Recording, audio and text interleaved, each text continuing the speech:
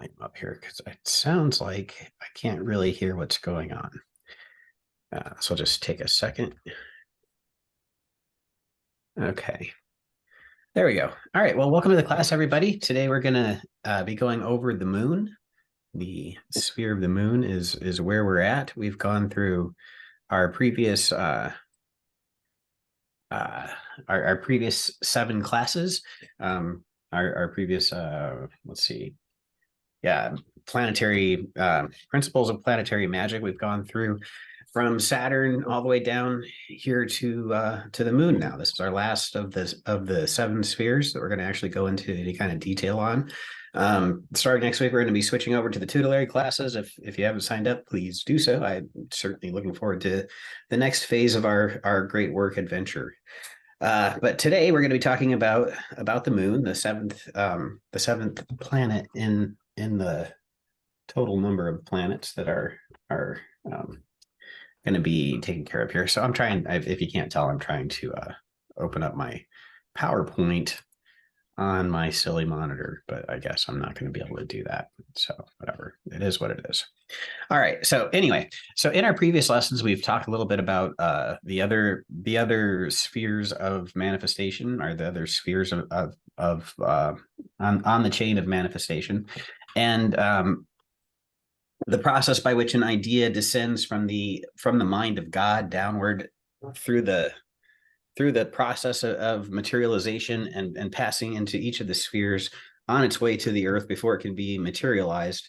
And on the way down, it receives the qualities of each of the spheres in a certain proportion, and it coalesces in just the proper way for that idea to actually materialize when it gets down here to the material world, so that we can actually experience this idea in the fullness of everything that it is possible of actually, participating in. So to be able to actually materialize, it has to have something from each of these 7 spheres. So each sphere applies a little bit of its essence to this idea as it passes through its realm, and then it sends it on to the next realm until it gets all the way down to our material world. So just a moment here. Let me let's see. It's the participants window that I can't seem to find. There we go. Alrighty. Okay, so right. So in Saturn, it received the basic foundation, and the framework of the idea is applied to the idea so that it can actually, everything else can materialize around it. In Jupiter, it receives the blessings, and Mars, it receives the martial aspects, the active cutting parts of itself, where it's going to cut away from other things and take to itself and cut off the things of itself that aren't necessary for it to materialize the essence of the idea. And then it passes on to the sun, where the magnification projection essences of the sphere are applied to it, and the idea is engendered, and it has like this whole vivification thing where all the things that it needs to actually function in the material world, like the spark of life itself, is actually applied to this idea, so it can materialize and move around and interact with other things. And then in Venus, all the emotional and friendship and social aspects of the idea are applied, how it's going to interact with others, and how it's going to have feelings for things, and what kind of things it's going to create and generate out of its existence. And because everything that exists and breathes and eats and survives are also going to procreate in some way, or create some other aspect of itself, or pass on another part of existence to another part of existence in some manner. And all of that passing on and creating and expanding of that type of energy is all applied in Venus. And then we get down to Mercury, where the aspects of communication are applied, and all the ideas that we have around sorting and classification and compartmentalizing everything, and identifying how each part of this particular manifestation relates to every other part of of the entire manifestation of the all thing, and everything that works together for the greater good and the glory of everything that exists and whatnot. So by the time it gets to the moon, it's passed through the other 6 spheres of the planets. It's basically got everything that it needs to materialize except its final form. So like there's a popular anime where it says this isn't in my final form yet, right? Well, the thing is like on the way down to the material world, we're approaching our final form, but it's not until the seventh sphere that we actually receive the outer layer, the wrapper that applies, that takes all the aspects of the other planets and then presents that in a wrapper to the rest of the world so that it can interface with all the things. So like in a plant, when a plant is going to materialize, the shape of the leaves, the outermost shape of the actual leaves that receive the light from the sun and create life for that plant, that leaf shape is ruled by the moon. And the moon also rules over the outer shape of everything that we represent, all the aspects of the ideas that we represent from the mind of God. So basically how things look, how things interact with everything else, the formation of things, the shape of things. When we talk about all the final touches that get applied, all the shiny bits, the shininess of stones, for example, is ruled by the moon. The value that we project onto things like gold and silver is applied through the sphere of the moon. It's the realm of changing shapes, right? So the moon changes shape, like you see it wax and wane as it comes into being and then fades away. It's representative of everything that materializes in a sublunar realm, everything that exists in this elemental kingdom comes into being slowly, reaches its fullness at a climax, and then fades away again. Right? That's the method of materialization. And everything that exists, we talked in Saturn about how everything that exists gets an end date. Like when you're born, you also have a death date, and nothing comes into being that doesn't also leave existence at some point. And the way that it does that is the moon shows us how it works. You slowly come into being, you reach your fullness, and then you slowly leave the stage left, right? And you exit, and everything falls into place to take the place of what is leaving as it leaves. So like the way the tides come in and out down at the beach. That's another thing that's ruled by the moon, right? The tides come in with the moon, and then they go out with the moon, and it impacts basically. It's why we have life on Earth. There wouldn't be life on Earth without the pull and the whole push and pull of that gravitational forces on our oceans and on our seas and on our water.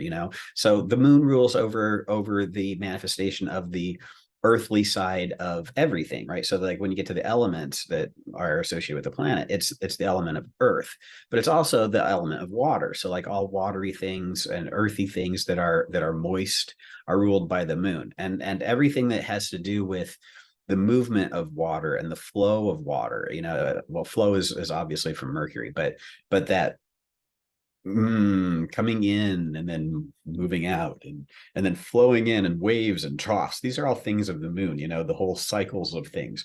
I hope that we're going to have time to talk about the 28 mansions of the moon. I'm not promising anything, but I'd like to discuss some of that, because the way that the moon comes into being, it's a 28-day cycle, and we know that like the menstrual cycle of your average human being is 28 days long, and that's like from the beginning of the cycle all the way through to the end of the cycle to start over again at the end of the thing. And that's exactly what that 28-day cycle is the imprint of the materialization of the whole phase of the moon. So it goes from new moon to new moon in 28 days, and the same way that the cycle of life is reflected here in the female reproductive system. It's part of that whole process, right? The 28 is 7 times 4, right? That's 7 planets and 4 elements, right? So 7 plus 4 is 11. 11 is the number of magic, right? So all these things, they sound kind of silly and ridiculous, but and they probably are, but all these things come together to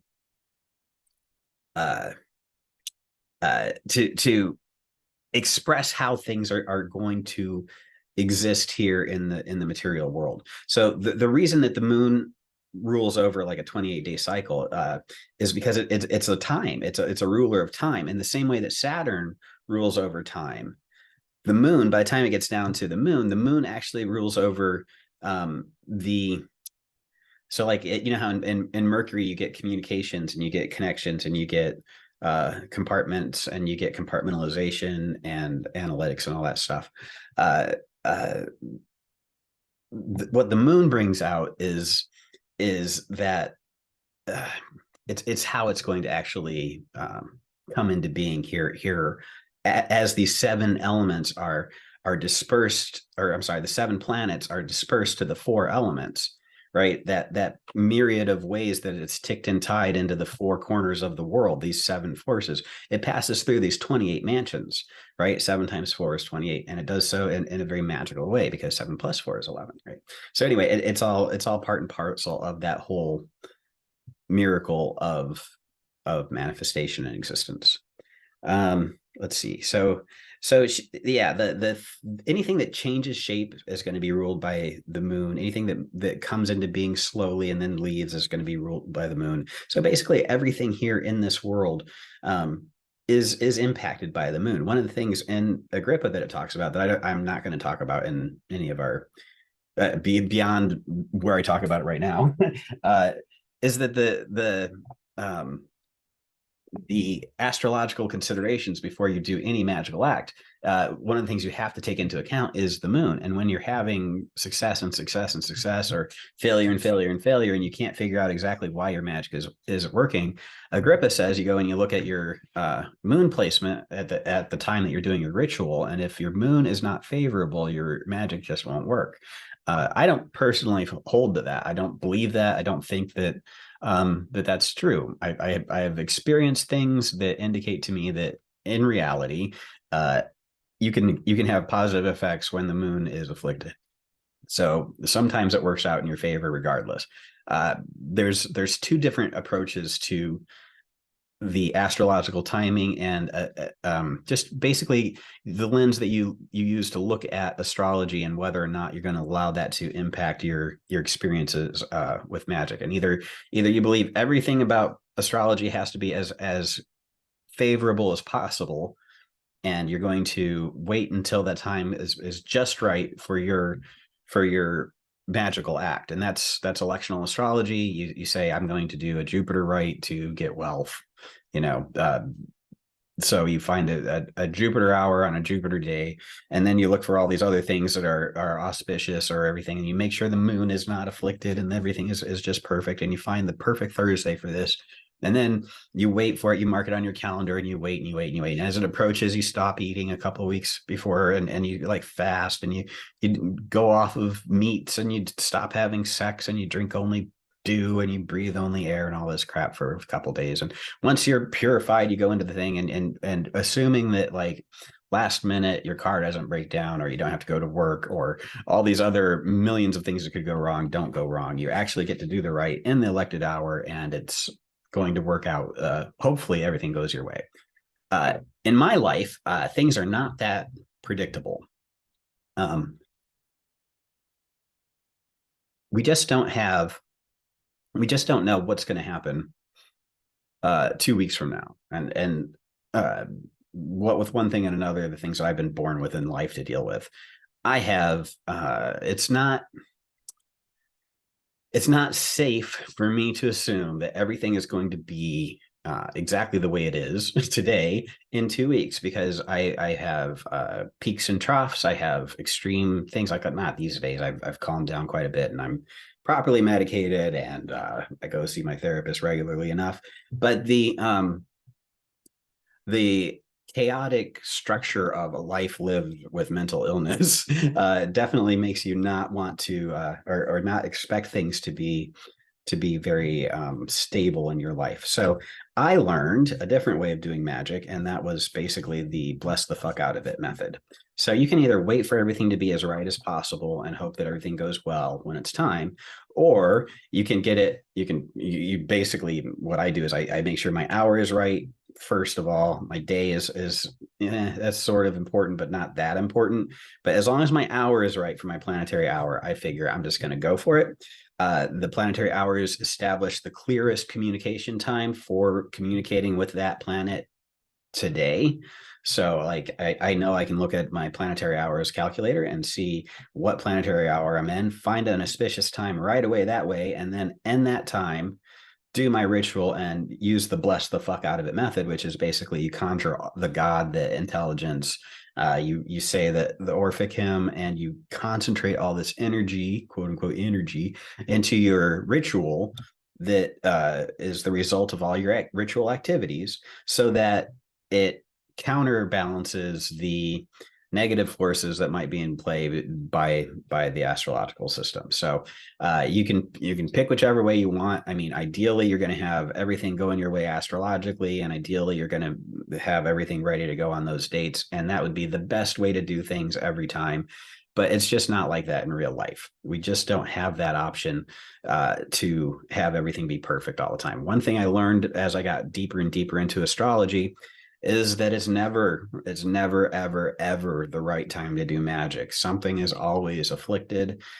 It's just like the rest of human life, right? There's always something wrong, right? There's always a crap side of every sandwich, and it's just life in this material world. There's something fundamentally unpleasant about some things in your life. It's like a job. There's no job that is always good all the time with all good people. There's no friendship that you have with anybody that's all roses all the time.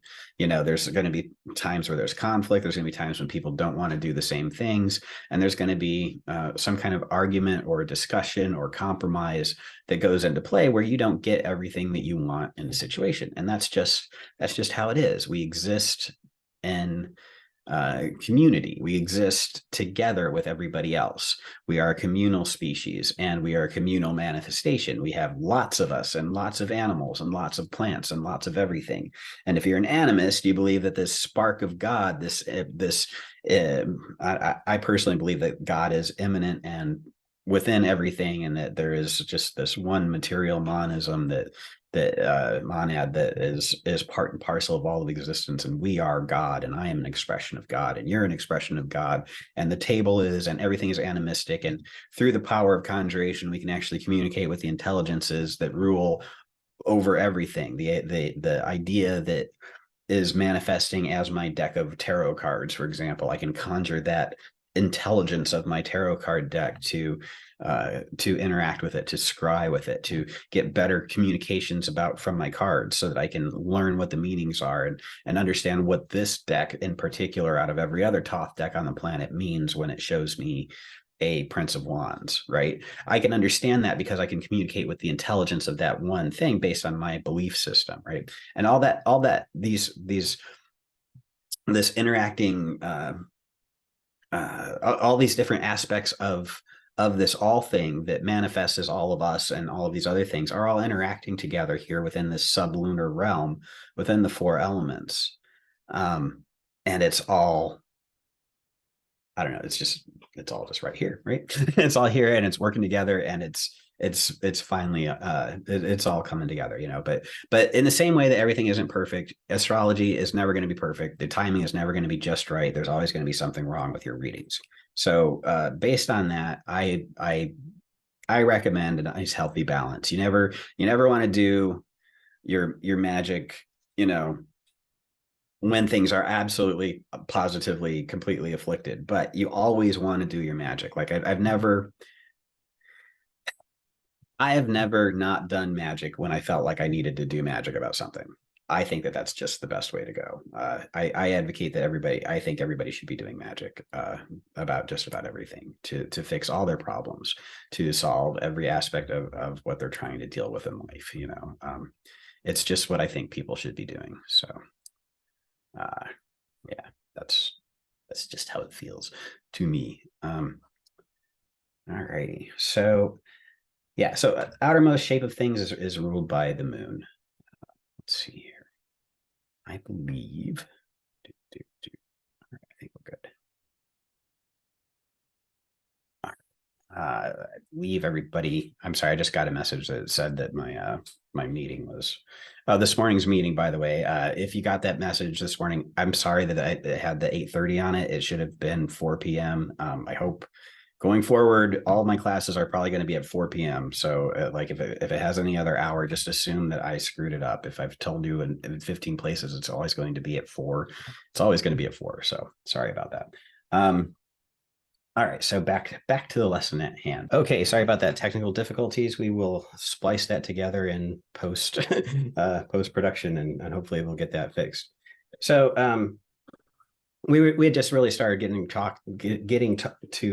just started getting to talk about all the different aspects of what the moon represents.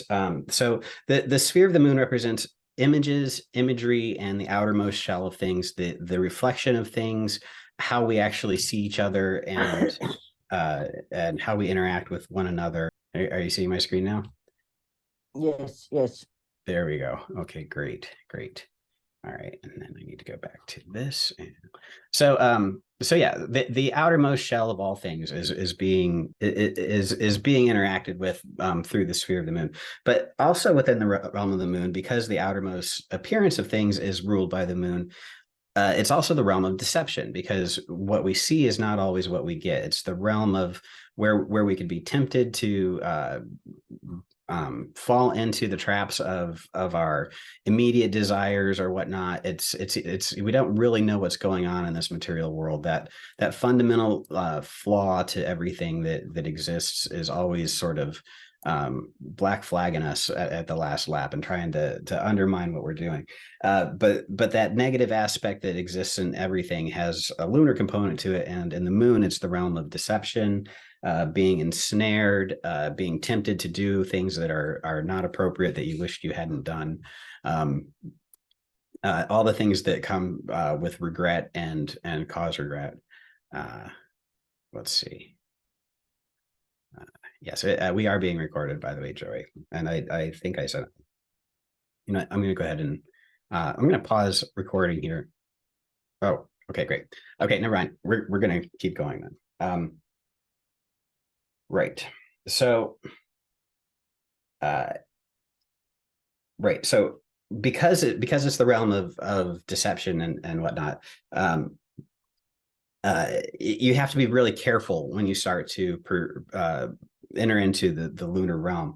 It's also the realm of the astral realm. So like when we talk about doing astral travel and astral projection and moving around the astral realm, what we're doing is we're using our imagination to enter into the lowest realms of the lunar sphere. Like we're barely getting out of the elemental realm, and we're opening up our consciousness to that lunar realm where we can receive the images of the spiritual reality and go beyond the surface level and see what's going on inside of things.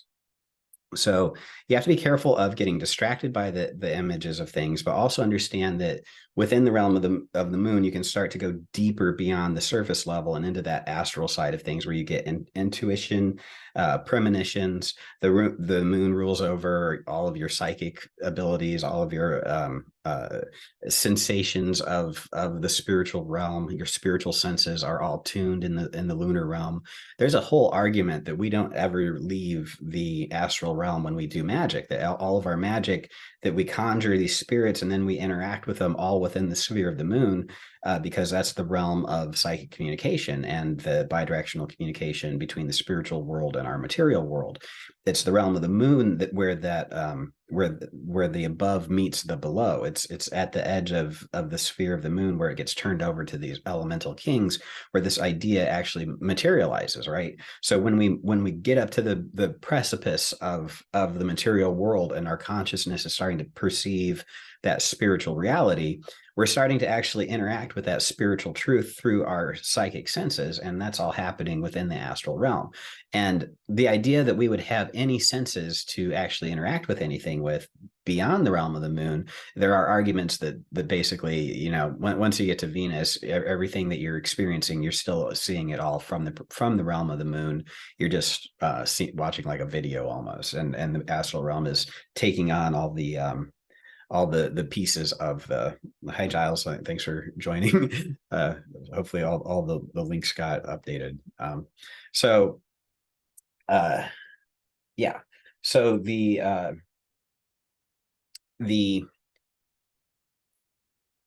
surface level that we can see through because of within the astral realm. Once we tune our awareness into that astral realm, we can see what's going on below the surface, right? And the moon, within a 28-day period, it passes around the Earth, or I mean, it appears to pass around the Earth, and it goes through, from our perspective, all 12 of the signs of the zodiac. It passes all the other seven, all the other six, I guess, spheres of the planets. And as it's going through the zodiac, it's receiving the rays from the zodiac energies or whatever that are the fates are projecting into this material world. And it passes through the seven other planets, or six other planets, and it receives their rays. And it's receiving all this information, and everything that comes into being has to pass through that realm of the moon, right, before it can come here into our experience. So everything that happens that's related to A, B, C, or D is going to have a corresponding E, F, G, and H that doesn't manifest, that we can actually tap into through the realm of the moon. So all these subtle energies that are being received by the moon and parceled out into our experiences, we can still tap into that even if we don't necessarily know what's going on. So that's where our communications in Mercury, our emotional initiations that we go through in Venus, all these things come together and play a huge role in us being able to manipulate the energies of the lunar realm. And one of the things I really hate is the idea of energies. I've gotten a lot of grief about using the word from my friends who are opposed to New Age shenanigans. So it's a sloppy way of referring to the powers of creation, and it's something that a lot of people have rightfully objected to over the years. So I try to avoid that particular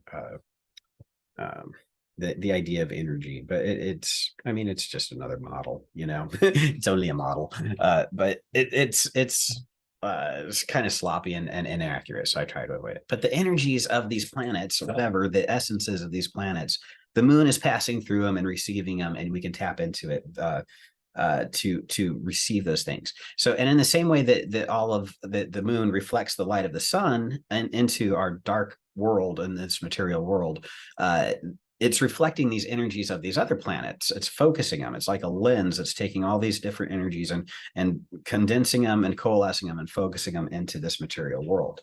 The moon rules over the increase and the decrease of things, right? So the waxing and the waning of things are key to all of the things we're going to talk about when we look at how the occult principles of the moon are tapped into and manifest here in the material world as magicians.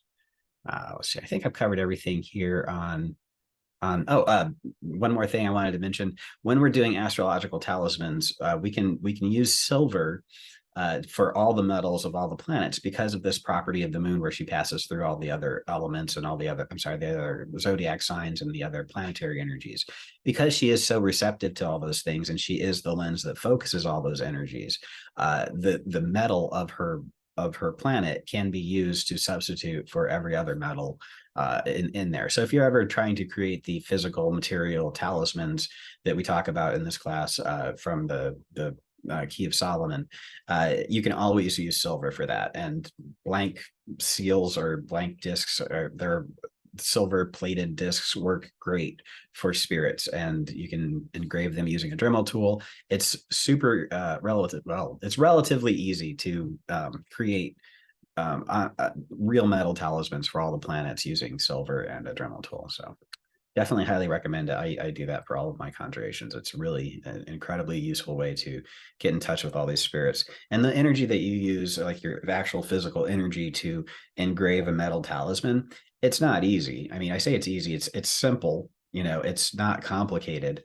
but it's a lot of work. And when you put that much work into things, that physical energy, you develop a resonance with this material object. I was talking earlier about how everything in this sublunar world is a manifestation of the intelligence, the creation of existence, the awareness of this all-pervading, all-inhabiting God, or whatever you want to call it, this deistic force that manifests as humans and angels and gods and demons and spirits and plants and trees and rocks. The thing that manifests as all of us is focus through this sphere. So we really do get to tap into all that stuff through this sphere, in the same way that she dissolves everything. She dissolves the barriers between things, and we'll talk a little bit about how she is the goddess of barriers here in just a minute. Let's see. Go on to the next one here. The triple goddess of the moon. So the moon has three different goddesses that are associated with her. Selene. Let's go ahead and pull these up. The three goddesses of the moon that we're going to talk about here. So the moon has a ton of deities associated with her. It's not like there's any one goddess that has been completely encapsulating everything about the moon. But in the Greek traditions that inform most of our occult stuff, the actual moon itself, the goddess of the moon itself, was Selene. And Selene drove around in a chariot, just like Helios did. Helios drove around the chariot of the sun, and his rays were reflected off the chariot of the moon. And she drove around in her own chariot. It's a silver chariot, of course. It's drawn by two oxen in this particular image that I made, but also horses have been shown pulling her around. I think there's something that shows goats. I don't really remember for sure if there was goats. I think I might have made that up. But the idea that she's being drawn across the heavens in this chariot is part of what she is. She's also called Phoebe, right? The sister of Phoebus. Phoebus is a name for Apollo. And because Phoebus is the feminine form of Phoebe is the feminine form of Phoebus, in the same way that Artemis is the sister of Apollo, Phoebe is the sister of Phoebus, and the moon is conflated there with Artemis, right? So we know that Selene is Artemis because of Phoebe and Phoebus and Apollo and Artemis. So they get put together, but they remain depicted throughout the Greek myths separately. They're worshipped together. When you do spells to Selene, you're also doing spells to, and we'll take a look at an actual conjuration, but you do spells to Artemis and you do spells to Hecate. They're considered three aspects of the same lunar force, right? But each one represents different aspects of the moon. Selene represents just the moon itself and the moon going over the sky. And when you refer to the moon as Selene, she's that's who you're talking about. Well, that's the aspect of the moon that you're referring to. She's also called Mene, which is literally month. I started to talk earlier about how time is ruled by Saturn on the high end of the chain of manifestation, but on the lower end of the chain of manifestation, the moon is what actually parcels out and separates the time into parcels, into its 28 mansions, 28 days, right? The days of the moon determine the life cycle of the human female reproductive system. The whole process of materializing humans has a 28-day cycle. Its cycle is pieced out by the same period of time that is the whole waxing and waning of one lunar cycle, right? So she is time on Earth. She is time on Earth for life. So it's time and pulling things out along the way. Let's see. The month. So one of my favorite spells to her is from the Greek magical Kyrie, and it refers to her as Selene and Mene and Artemis and Hecate, and it gets really into her. It's a really great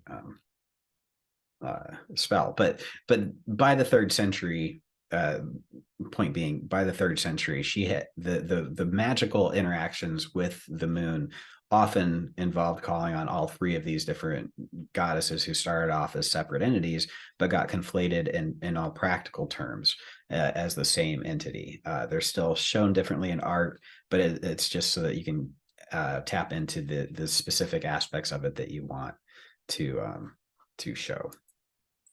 the family of Selene. So she loved the mortal Endymion. Endymion was one of these handsome youths. He's one of the most handsome men that was ever born to the mortals. Every once in a while, a guy comes along who is so handsome, all the gods fall in love with him.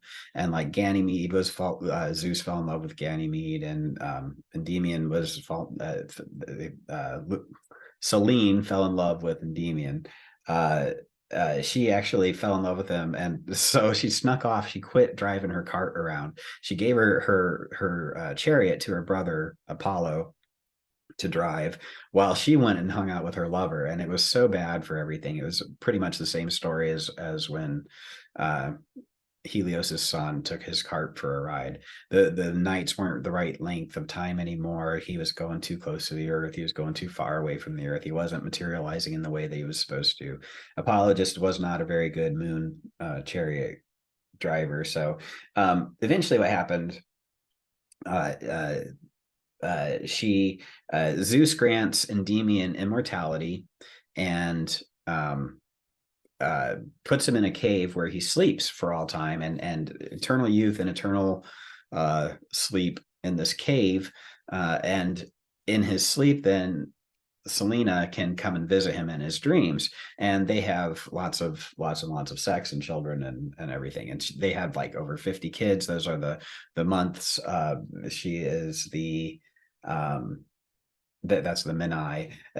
When you look at different ways that Greeks, like we have the Julian calendar and the Gregorian calendar here in our current culture, and the calendars that we came up with to space out time. The Greeks had a calendar that they put together based on the Mene, and it was like, oh my god, it was super complicated. But it's like it had like an 8-year cycle, and every 8 years there was a different number of months or something like that. And there were 50 months in a cycle, and each of the 50 months were the children of Selene and Endymion. So basically, they created this whole system of time out of her family, and everything about time, and the rulership of the seasons are also part of her. So yeah, I think that she's the mother of the Horai, the seasons. Yes, this by Endymion as well. So like all of time, and the passing of the year, the passing of the month, the passing of the days, all these things are ruled over by Selene, and not time in the same way that Saturn is, but just in the measurement of time and in the parceling of it and the calendarization of things. So you rely on the moon to tell you where you're at relative to where you're going to be in a month or so, for, short term stuff.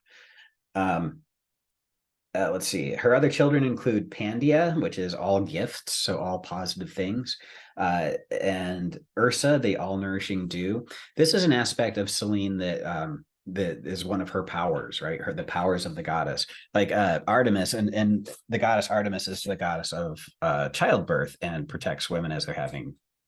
She's the god of childbirth. Selene is the god of all nourishing dew. So every night, when the sun sets and the moon comes up and the moon goes down and the sun comes up again, we have dew on the ground because it condensed overnight. And in the old times, they said that the dew was what nourished life itself absorbed the energy to grow at night from this dew, and the dew was the gift of the moon. So the dew that we find on grass is actually the essence of life itself that's been passed on by Selene to the material world. So she's the sustainer of life on Earth. She's the sun is the source of life, but it's through her application of time over time of the application of this energy, the reflection of that energy, the focusing of that light of the sun into the material world, that maintenance of it all comes from her, right? She's the one that rules over that aspect of things. She's also the mother of the seasons, the 4 seasons, and also the Musaeus. Musaeus is a pretty famous poet. He was just one of her mortal children. He ended up dying, but anyway, those are her primary children. One of the myths about her that we get from Jason and the Argonauts from the Odyssey, the as she would pass over at night, she would get would disappear. She would wane a little bit at a time, and then she would turn red sometimes, like there, and she would be eclipsed. So the moon itself would disappear erratically sometimes, and they wouldn't really understand why that was happening. So they came up with all these myths about what was going on, and specifically they believed that the Thessalonian witches were drawing down the moon. Right? If you remember drawing down the moon, this was actually what witches do. They drew down the moon so that in the darkness they could do their witchy things. And they also allegedly, and I haven't found which myth says this, but allegedly they took her blood and used that blood for magical rituals. I personally believe that what they're talking about when they use her blood for magical rituals is the dew, the essence of dew that sustains and maintains all of life. They're talking about working with the powers of the moon to actually create things and create magical things. So let's see. I'm sorry, I'm getting pinged by somebody trying to. So people are having some hard times rejoining the meeting. Let me send them the link real quick. I apologize for the interruption, but I don't want them to miss out on this.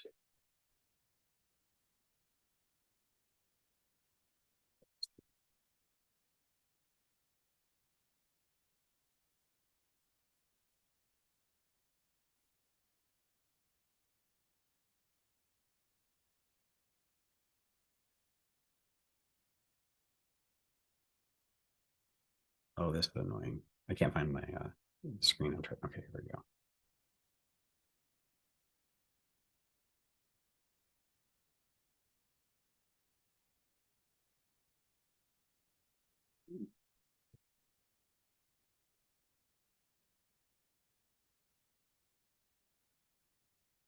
Okay, Alex. Sorry about this, you guys. And this is entirely stuff that I'm entirely sure how that happened.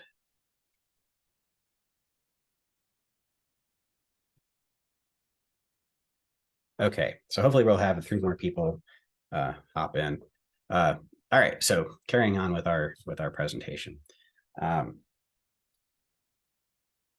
The Thessalonian witches were to describe what was going on when the moon would fade away or be eclipsed or would have a red tint to it. They blamed these Thessalonian witches for drawing down the moon and stealing her power for their witchcraft, and that's basically what we do with our Hecate rites.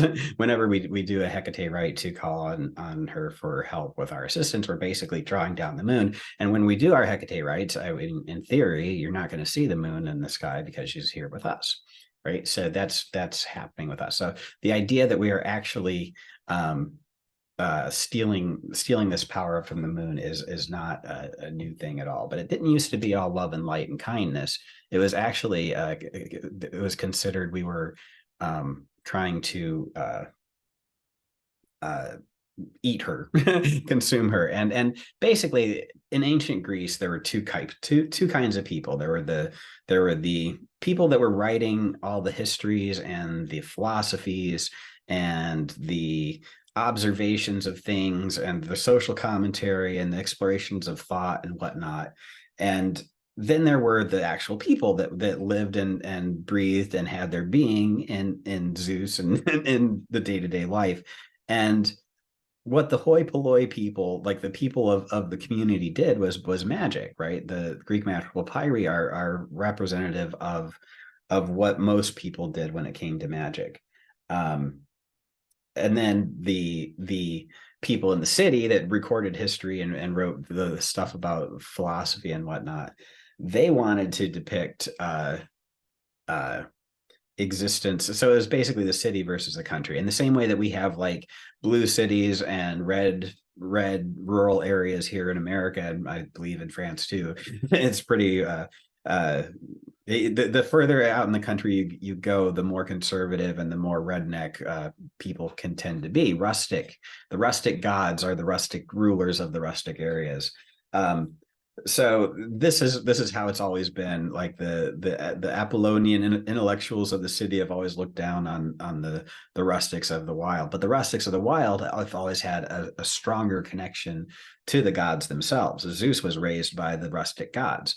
They were the ones banging on the shields to hide him from hide him from his father. So like the whole idea of rustic gods and magic being connected to the earth and all that is to be found there. So the vexation of the moon by witches is something that does pop up in Seneca's stories. So Seneca and in the Odyssey, Homer. That thing, Homer. You've heard of Homer, I'm sure. So in other myths, she was one of the myths of the moon is that she fought with Typhon. So when Gaia had Typhon to punish the gods of Olympus, for I don't remember exactly what it was they had done, but they had pissed off Gaia, and Gaia sent Typhon to punish them, and they were fighting, and all the gods ran away, and Zeus fought and lost, and Hermes came and saved him, and all this stuff, right? But early on, when they were fighting, one of the only gods that would go up against him was the moon, and she would drive her cart head on right into him, because Typhon had horns, and she had horns on her cart. So the horns of the moon would clash against the horns of Typhon, and that's where all the damages that we see on the moon, all the pock marks come from, according to that particular thing. So she's also a friend of Dionysius. We'll go over the spell in the next slide, but he did a whole ritual to the moon, and he calls on Selene and Artemis and Hecate, and their different aspects and their different forms, to get magic to help him against this guy named Pentheus, who he is trying to escape from, who is coming against him. So it's a very fully articulated and clear spell of lunar magic. And of course, she absolutely did help with that. Let's see, drawn down by witches who used her blood in their rites. I can't find where the idea that they actually used her blood came from. It was just mentioned in passing on one of the websites that I was researching this on. But I do believe that that's referring to her dew that nourishes plants and animals. I don't think it's really the blood of the moon necessarily. But speaking of the blood of the moon, menstrual blood is a very effective, powerful tool, as we're going to talk about. We aren't going to talk about it, but it does show up in Agrippa. But the idea of using menses in ritual is a time-honored tradition, and anything that calls for blood, if you use the blood of the moon, it's always going to be more effective. It's a renewable resource. It's a sustainable resource. I mean, pretty much, people who are bleeding this month are likely going to be bleeding again next month. It's unless they have another magical act going on of transformation or birth. So various reasons that you don't have that kind of thing, and of course are all medical conditions. But in theory, in general, the way humans seem to try to materialize new humans involves blood on a regular basis. So yeah, you can always find the blood of the moon for your magical purposes. She's also the goddess of lunacy. So this spell that Dionysus did he's praying to her to cause madness in his enemy. When we go through anyway, yeah. So Dionysus, it says he waited for a dark night, and he appealed to Mene, the moon, to come forward and help. So he appeals to her as the daughter of Helios. This is not traditional. Her family, I actually mentioned who her parents were. I don't think I wrote it down, of course, but she was the child of Empyrean or Hyperion, which means the above the eon. He actually went above the eon, and Aether, I think it was blue Aether or something, but it's basically the sky itself. So Hyperion went up above the highest parts of the sky, and together they fathered the moon, or parented the moon. So the moon came into being from those two titans. I wanted to say that. Anyway, so Dionysus prays off to her to basically drive his enemy crazy. And when he does it, he calls on her as the daughter of Helios, which again, I don't know exactly where that comes from. Mene, of many turnings, the goddess of the month, the nurse of all. O Selene, driver of the silver car. That's another way to call on her. If thou art Hecate of many games. Well, listen to the way that he structures this spell. This is a very cool way to do ritual. If you are Hecate of many names, if in the night you shake your mystic torch in the brand carrying hand, right? So he calls on her by her epithets. And when I go over all this stuff with the myths for each of these planets, the reason I'm doing that is so that you can call on them in your rituals like this. This is the materialization of why we learned all this crap and all these lessons. Is so that we can call on them through our vocalization, our enunciation, and our conjuration in the things of their mythos that brings them forward. So if you are Hecate of many names, if in the night you'd take your mystic torch and brand carrying hand, right? We're going to learn about how Hecate carried her brand around and showed Demeter every corner of the earth when they were looking for Persephone, right? So brand carrying hand, come night wanderer. She wandered the night. The moon was up every night. Come forward. So if you're really this, he says, he challenges her. He starts by challenging the god. If you're really Hecate, come here, appear, right?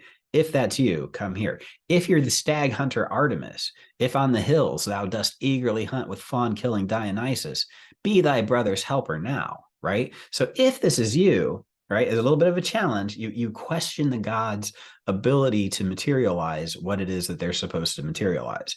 You see this in Jehovah, right? In the Bible, in the Old Testament, and the Psalms. It's like, don't let these kingdoms besmirch your name, O Lord. Not for me, but for you. Don't save me for me, but do it for your own reputation. There's this thing where we impugn upon the gods the suffering of whatever we're going through. And that's sort of what this does, is it challenges the gods to prove themselves. It's like, if you're really real, show me now. But going back to the Old Testament, when Elijah received the mantle of authority from Elisha, the prophet, he went forward and he said, "Where now is the God of Israel? Where now?" He challenged God to prove that he was present before he crossed the water on dry land.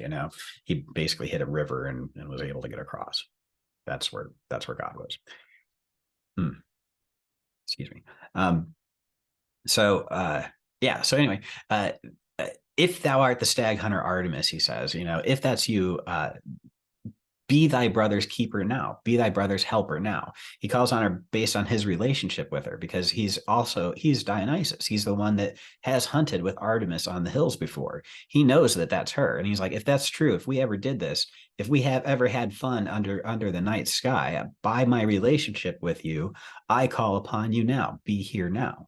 Right. And then he says, he explains his problem. I'm being chased out of Thebes by Pentheus, a mortal man, a creature quickly perishing, an enemy of God persecutes me. Right. So he identifies his enemy as the enemy of the god. He identifies his enemy by name, by city. Right. He gives him multiple ways to locate this entity. Or the person that he's actually cursing. When we actually do magic for other people, I always use the name of the person and their mother's maiden name, if that's at all possible to have, so that we can differentiate who they are on the planet. But you always want to offer more than one piece of information when you're identifying people in the material world. The way that he does it here is Thebes by Pentheus, right? So as a being of night, help Dionysus of the night. So when they pursue me, so he calls upon that aspect of her as the being of the night, because he's going to try to sneak out at night. If thou art Persephonia, right, whipperin of the dead, and yours are the ghosts which are subservient to the throne of Tartarus, let me see Pentheus, a dead man. So Persephonia is one of the names of Hecate. I believe Persephone's companion, basically the one that whips up the dead, and then it goes on to say, let me see Pentheus, a dead man, and let Hermes, thy musterer of ghosts. So you remember last week we talked about how he carried the wand around that allowed him to raise and wake up the dead. He's the musterer of ghosts here in this spell. So he's like, where was that? Hermes, thy muster of ghosts, lull to sleep the tears of Dionysus in his grief. So like, bring me the end of my sorrows. With Tartarian whip of thy Tiffany or furious Megaira, stop the foolish threats of Pentheus. So he goes on and on and on about what he wants her to do, calling on these attributes of her in her name so that he can challenge her to succeed for him, right? And this is all based on this idea of hubris and pride, and not hubris, I'm sorry, pride and your reputation, what you're actually representing yourself to be in this in the world, so that you can actually have something to show for yourself, right? To be able to impact things. Because when you're an invisible entity that rules over invisible forces, the only thing that you have to indicate yourself to other people is this temple, right? And in the temple, you get offerings and you get attention and you get to interact with your worshipers in this temple if you're manifesting things for them, right? And the only way that they're going to know to do that is if you're actively working for them. So they actually get paid in attention, they get paid in offerings, they get paid in gold and smells, because gods love smells. They love the scent of burning offerings, they love the scent of incense, they love the feel of the heat rising through the air. It empowers them. It gives them sustenance. It makes them more capable of doing things. That's why they work for us, right? That's why they behave as our partners in this creation thing, because they actually get paid in food that they desire. So to this appeal, Mene answered on high, night illuminating Dionysus, friend of plants, comrade of Mene, look to your grapes. Don't worry about this. You worry about your grapes. I got you. My concern is the mystic rites of Bacchus. For the earth ripens the offspring of your plants when it receives the dewy sparkles of unresting Selene. So like there we see her dews again are being absorbed by the soil for his grapes. She's like, you need to do that. All right. My concern is more about you making sure that you are taking care of your grapes. So you do that. Dancing Bacchus, stretch out your thyros and look to your offspring. You need not fear a race of puny men whose mind is light, whose threats the whips of the Eumenides, the Erinyes, repress perforce. So she's saying, don't worry about it. We're going to send the Erinyes after them. And the Erinyes are the fates. They are the furies. They're the ones that mete out the whips and the scourges of life. So like when you're having a bad day, the furies are the ones giving you a bad day. The pop tire, the late to work, the loss of your job, your manager is in a bad mood because they aren't having the sexual relations that they need to have a decent life for themselves. They're frustrated with their partner and they're taking it out on you. These are all the whips of the furies. Every bad thing that we experience here is entirely just a reminder from the Furies that we are suffering. We're suffering the results of our impiety, right? So, and basically what that means is if you're having a bad time of it, you are not taking care of your life. You are not taking care of your car in a way that will keep it from popping its tire if you get a flat tire. It's your fault. It's all your fault. And you're going to be punished with the inconvenience of that because you were not pious enough to think that, oh, I should not drive in a part of town where a truck is carrying nails. It's a ridiculous amount of expectation. But the idea is that you could be perfect all the time and then you wouldn't have any bad things happen. This is the fundamental theory of the Furies and the fates and the gods and Greek magic and our approach to this whole thing. That when we do this stuff, the idea really is that if only we knew everything and if only we were doing it right, then we wouldn't suffer anymore. Personally, if you can't tell, I think that's horse crap. I think suffering is part of existence and it's just part of it. It's not on purpose. It's not because it's valuable and it's good. It's not because it's doing something. It's just, it is what it is. We have monsters in life. Gaia creates monsters. She just creates. She doesn't care. She doesn't love everything and want everything to be good and healthy all the time. She wants it to be fighty. We have to kill each other to eat. We have to kill animals. We have to kill grass. Grass has to die for the light that it absorbed to fuel our cells. Something has to die every time. And that's just the way of life. And it's not good. The idea that it has to be good that is presented by Plato, I find that offensive. The idea that we have to have this has to be good or bad. It's not. It just is. It doesn't have to be. Stop trying to make my suffering mean something good because it's not good. That's my stance on that. I don't think we should take. I don't think our suffering should have to. Anyway, the thing is for the purposes of this class anyway, the thing is that these forces of the Furies can be turned against your enemies through the intercession of the gods. So that's what Selene does. She's like, don't you worry, Dionysus, you grow your wine because I want the wine. By the way, wine is sacred to the moon. The moon loves her wine. If you ever are wondering what to give her as an offering, a nice little glass of red wine is always appreciated.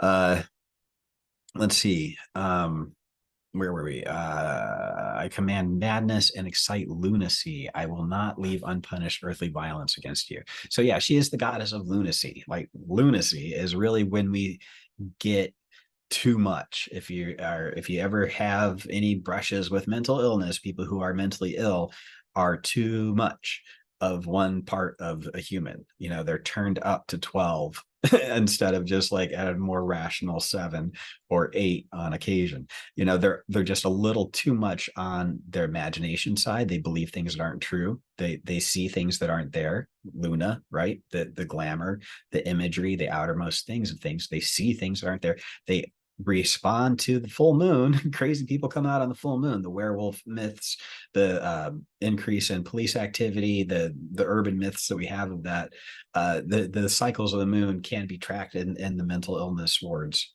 across the world according to anecdotal evidence, if nothing else. I'm not sure if there have ever been studies done, but there's a lunar equivalent to madness. She is the mother of madness. Dreams and ambitions can be something that drive a person crazy. The inspirations that we get in our sleep can drive us nuts. The inability to tell the difference between what is quote unquote real and what is an illusion is that discernment. In the realm of the moon, it gets a little blurry, it gets a little fuzzy. It's where the earth is subjected to the watery aspects of things, and it gets a little muddy, it gets a little murky, right? And that's where things get a little crazy because it's hard to tell what's real and what's not. And that's what lunacy is the inability to know what is actually the real outermost image of things, right? You mistake something for something else. The sin of this sphere, the negative aspect of it as it materializes in life, is the ensnaring tempters, right? The urge to make it more to make your experience mean something personal to you that it's not actually about, right? Because it feels better. If you think it's going to feel better, or you imagine it's going to feel better, it's not even something that's real. It's a lie from these tempting aspects of life. It represents the part of life where we want to pretend like everything is going to be okay, even though we know it's dangerous. That's the big deceit and the big conceit of the moon, is that it's a safe place, and it's really not. So when we talk about actually how dreams, she is the mistress of dreams. Her cult, she had cults like everybody else in the Greek times. Her cult was a cult of prophecy, and that was in the same way that Helios was the light of the sun and Apollo was the god of divination, because the light of the sun could see everything, and in the light you could see what was going to happen. You could see what was really going on. It was the light that empowered the ability of prophecy. So solar entities were like prophetic entities. In the same way, the moon is a prophetic entity because she's the light of the night, and she sees everything that's happening. Everything that materializes has to pass through her, and she communicated to people through her dreams. And there's a sanctuary of Eno on the way to Athens, I think. I'm not sure exactly where it was, but people would go there and they would consult with the oracles, and basically they had the whole there. If you read the Greek magical papyri, there are entire lamp rituals where you write out your name of your or your request, your question for the god that you want answered on a piece of linen, and you twist it up and you put it in a oil lamp so that it becomes the wick. And then as it burns, you go to sleep next to it, and it burns through the night, and you get a dream back as your answer from the gods. And that's how they would actually communicate with Selene, as she would go down in the dreams in the same way that she communicated with Endymion to create things in the world. She would communicate with people in their dreams to help them materialize what they're looking for. So that was the Selene aspect of things. Turning our attention to Artemis. Artemis was also the goddess of the moon, but she was the goddess of the horned parts, the pointy bits. In the same way that Phoebe was the sister to Phoebus, so also Artemis is sister to Apollo, right? So in that way, they ended up getting sort of conflated. She's the goddess of hunt and animal life. She's the pointy, horny part of the goddess. When she's depicted wearing a veil, she's also got horns up, holding up the veil, the disk of the moon. That pointy bit is the arrows of the moon, and the arrows of the moon are what cause plague, sickness, healing. I said healing. It should be healing. God, that drives me nuts. There. Yeah, so the pointy bits are what bring the actual the pain and the suffering of our travails. In the same, I was talking about the Arines earlier, but like all the sickness and death and skirmishes and animosity between people, Artemis is the bringer of those things. And if you think about the stereotype, the whole social image that goes with the quote unquote PMSing woman, right? The whole premenstrual irritability is the pointy side of the moon, right? And she's the goddess of the hunt. She's not the women. The women didn't used to be that women were considered quite to be trodden upon as much as they are these days. But women were the hunters, and when they were running with the moon, as it were, the maenads would tear the men apart in drunken orgies of destruction. The women of the moon would go around killing men in their menstrual rites, their rites of the moon that were all about blood and destruction. So yeah, there was like this whole acknowledgement of that feminine, the negative aspect of femininity, the negative aspect of masculinity was also present. I mean, it's not like we were like Ares wasn't known to be a dick. Apollo was a complete ass. He killed 14 of his kids.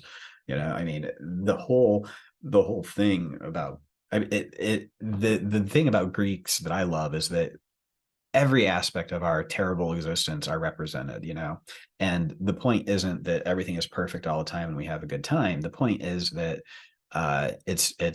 they acknowledge that it's terrible. It wasn't great for them either, but they're doing the best they can, and here's some good things to make it better along the way. They like it, the boons of the gods are there to offset the negativity of the other aspects of it. So in the same way that Ares was the bringer of peace, even though he was the god of war, Artemis is the bringer of healing and the end of all the things that she is negative about, right? So she's also the peaceful hearth, the bringing peace to your hearth and home, the protection of women during childbirth, right? The other side of the menstrual cycle, right? The premenstrual cycle can be negative, but the postmenstrual cycle, the childbirth phase, Artemis is also there. She's there during birth to bring life into being and to protect that life. And also she's the pain of piercing the veil of the unmanifest with our mortal coil. It hurts to come into being. It hurts the mother. It hurts the child. It's not fun. And that painfulness is Artemis, but that protection of that life force is also Artemis. Artemis is known as her arrows are what she shoots her effects into this material world with, right? So like all the meteors that we see in the sky are the arrows of Artemis shooting through the material world, and the manifestations of the spheres beyond the moon are all coming through the realm of the moon and appearing as Artemis's arrows, and that's the reflection downward of the will of God, right? So so these arrows are also the bringer of healing. So one of her names is Theus. She's a Sotira. Sotira. Soteriology is the study of salvation in the spiritual system. Soteria means salvation. She's a goddess of salvation, right? And her arrows that bring death and plague are also the arrows that alleviate that. And she is known as the protector of the young of both animals and humans alike. She loves the innocent, and she's not interested in some of those other aspects of things, right? So the next aspect that we're going to talk about is Hecate. So going back to Artemis real quick, Artemis is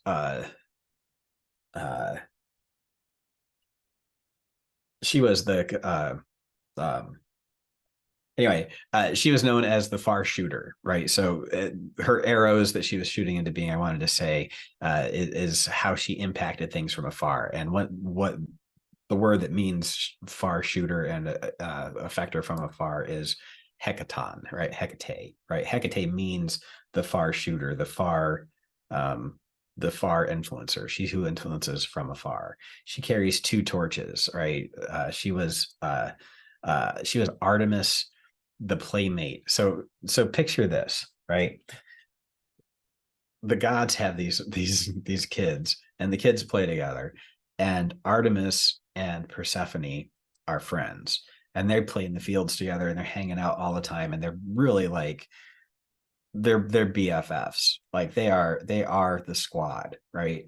And they hang out with Hermes, and he's cool, but he's kind of like their gay friend, their androgynous friend who kind of is like in the friend zone and likes them and everything. But they all hang out together, and they're all like the youthful god squad, right? So one day,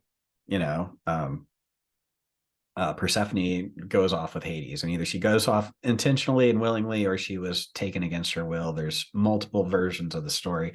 I like to think that she was enjoying herself because she does not mind. In my experience with her, she loves being the queen of the dead, and she's quite happy there. I have wholly embraced, based on my experiences with her, the idea that she and Hades were in love, and the rape of Persephone was more an affront to Demeter, because Demeter didn't want her daughter to be married. So they just kind of eloped. But that's my interpretation of things. I don't pretend like it's true for everyone. It's just been my experience with her. But anyway, so Artemis, her best friend, gets kidnapped or whatever, disappears, elopes, runs off, disappears, and doesn't tell Artemis where she's going, obviously. So Artemis goes to her mom and is like, I can't find her anywhere.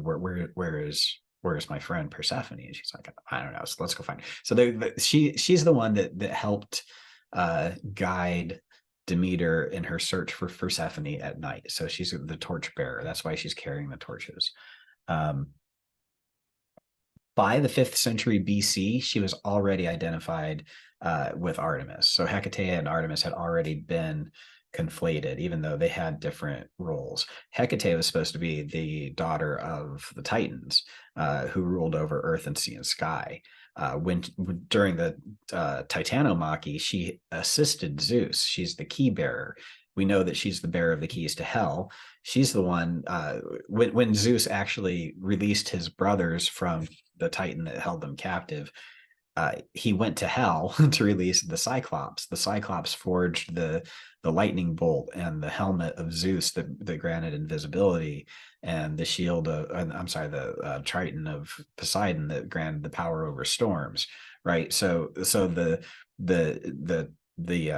trident and the shield, I'm sorry, the trident and the helmet and the lightning bolt were all forged by the Cyclopes. And the Cyclopes had been trapped in hell by the Titan, Kronos. Kronos was keeping them in Tartarus because they were ugly. He didn't like how they looked. So he was keeping the monsters in Tartarus.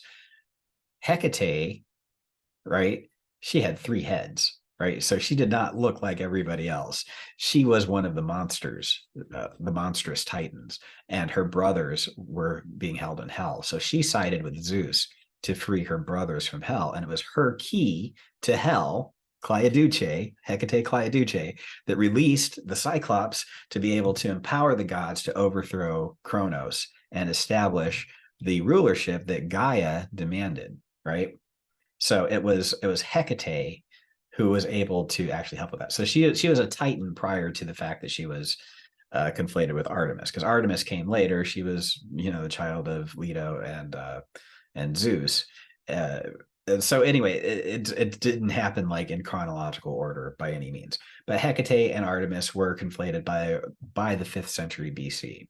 And we know that like the Hesiod theogony, I believe that was like 800 BC. I'm not sure. I'm not exactly sure of my dates, but it was before 500 BC. Was when the Hesiod came together, and that's like our oldest myth cycle. And then there's other theogonies from the Orphic mysteries around, I want to say like 800 BC, and then by 500 BC, we ended up with Artemis and Hecate together. So that's sort of like the history of different versions of things and how they all came together. But Hecate is far shooter. It means the far shooter. Let's see. Often referred to as the only begotten daughter because she was the only child of the Titans Perses and Asteria. And it was significant because Hecate got her power over earth, sea, and sky from those Titans.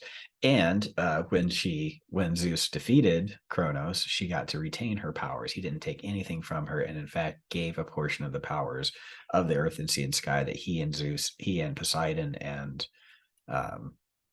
Hades were to become the kings of. Like Hades was a king of hell, and Poseidon was a king of the sea, and Zeus was the king of Olympus. They each gave a piece of their kingdom to Hecate in addition to that, because she was the Titan of earth, sea, and sky. So she was very powerful, and she was the goddess of the night. Like anything that happened in the darkness, when the moon was dark, it was the time of Hecate.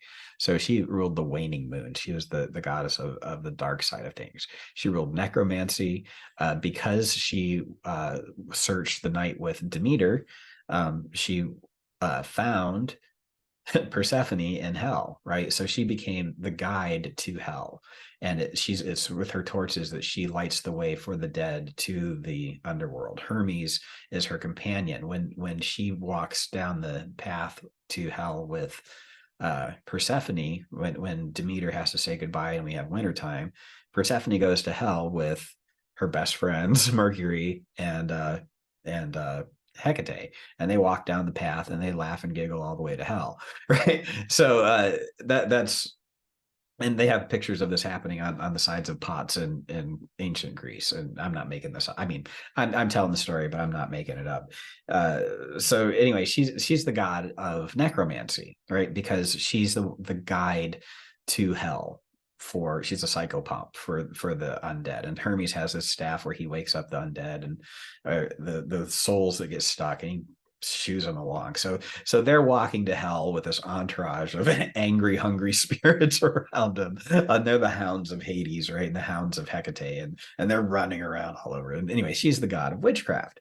So witchcraft is not just anyway. So because she's a god of the spirits, she understands witchcraft, and she understands the secret properties of things, right? The understanding of those forces that pass through the lens of the sphere of the moon is what teaches witchcraft. The whole point of Agrippa's 3 books of occult philosophy is to give you wisdom, is to give you knowledge, because knowing all things, you will know God, right? Knowing yourself, you will know all things. Knowing the pieces and parts that makes up Rufus, I'm going to catch a glimpse of Zeus, the all in all, and then I'll understand Zeus the middle better, and then I'll see Zeus the head, right? Because it's all the same, right? And it's all part of it. It's this knowledge, it's this wisdom, it's this understanding of all the things that exist and how they act, how they interact with each other over time. Knowing everything. That's all we want. That's nothing hubristic or prideful about our aims as magicians. Nothing outside the bounds of normal expectations there, I promise you. But I mean, the point of our whole occult purpose is unification with this overarching cosmological thea, this God, right? God, Zeus, whatever you want to call it.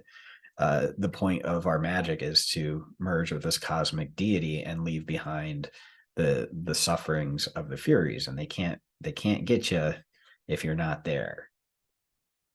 That's the secret of all of this stuff, is you behave in a way that creates your reality. You honor your essence by becoming a creator, using the powers of the seven spheres to express your will, to focus that divine light through your own lunar sphere into this material world. You create life and you nurture it and you tend to it as it comes into being, as it reaches its apex and as it descends and passes on.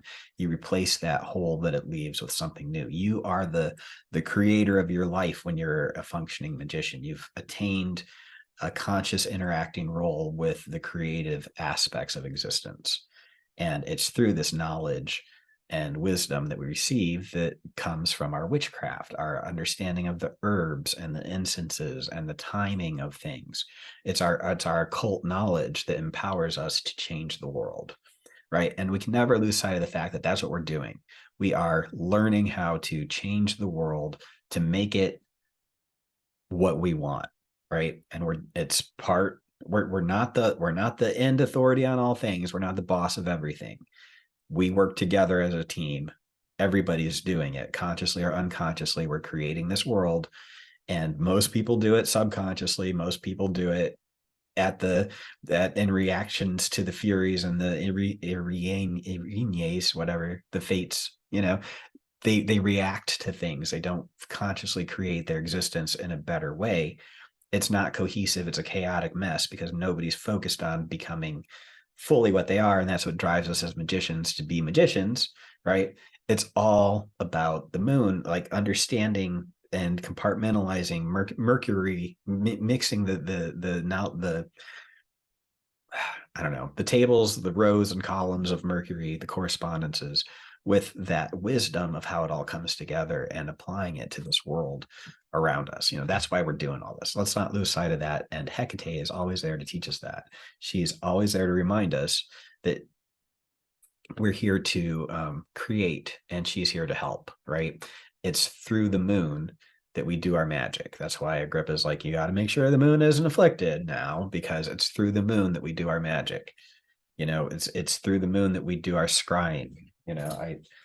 This is my scrying crystal. It's right here on my conjure table. It's what I do when I do magic is I look into this little image that looks like a moon, and I put my mind into it, and I'm observing in the astral realm the bodies of the spirits that they choose to take. I'm observing the symbols of the communications of the unseen.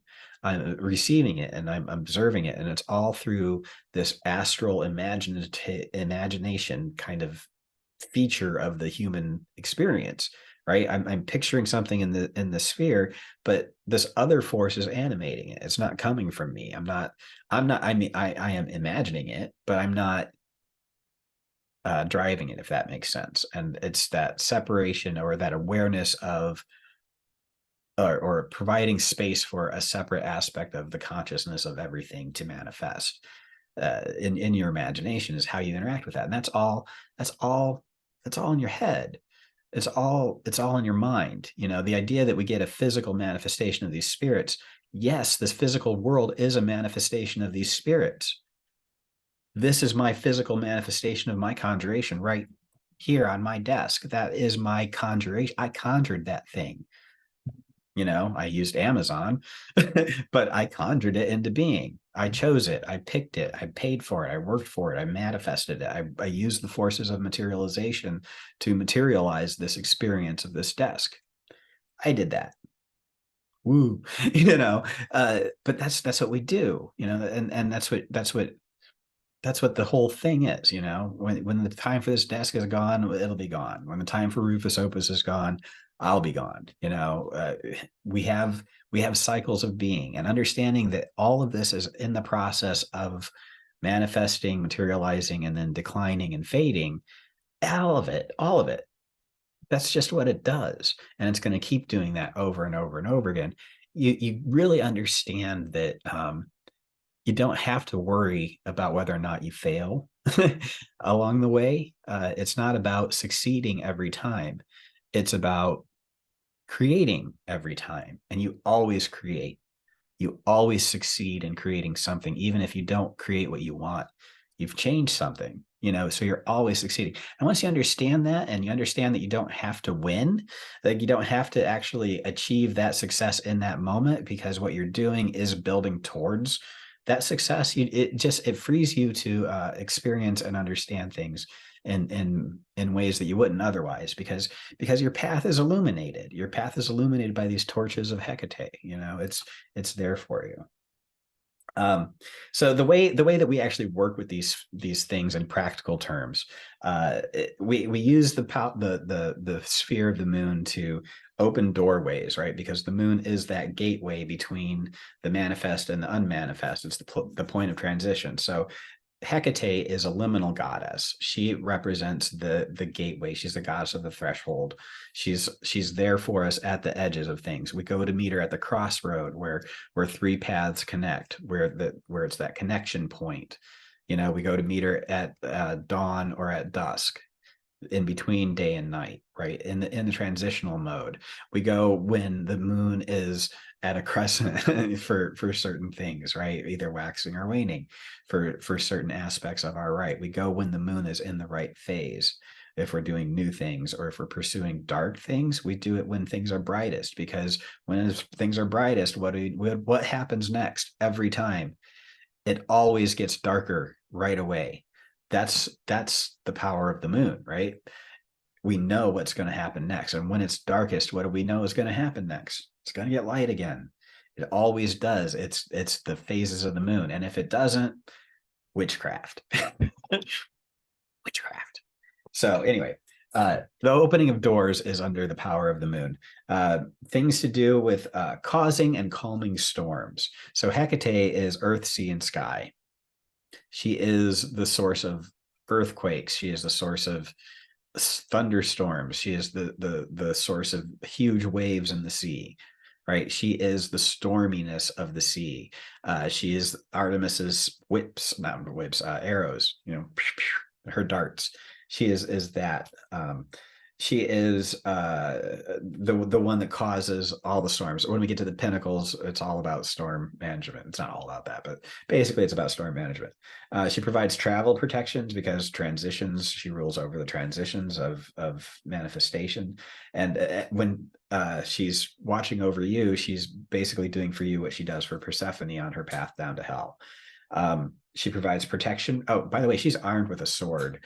One of her devices is a sword, and she murders people with it. So she's not just there to protect you and guide you so that you don't get caught kind of person. She's there to kill anything that stands in your way. And you've also got Hermes at your side. Her image is or one of her animals is the heron. Is why you're going to see lots of herons as we go through this.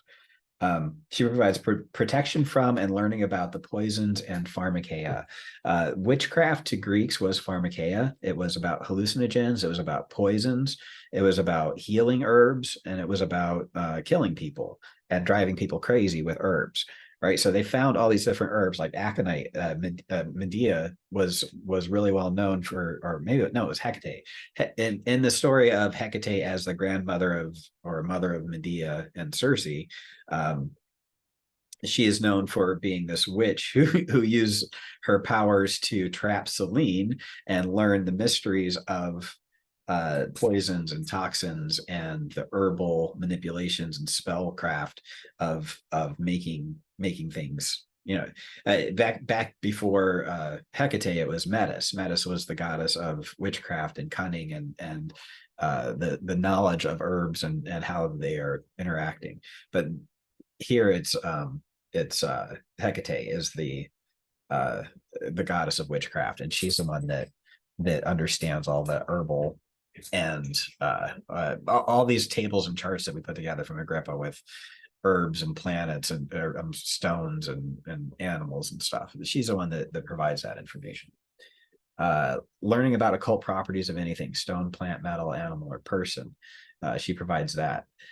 Also commonness, because the moon rules over the outermost edges of things like our skin and our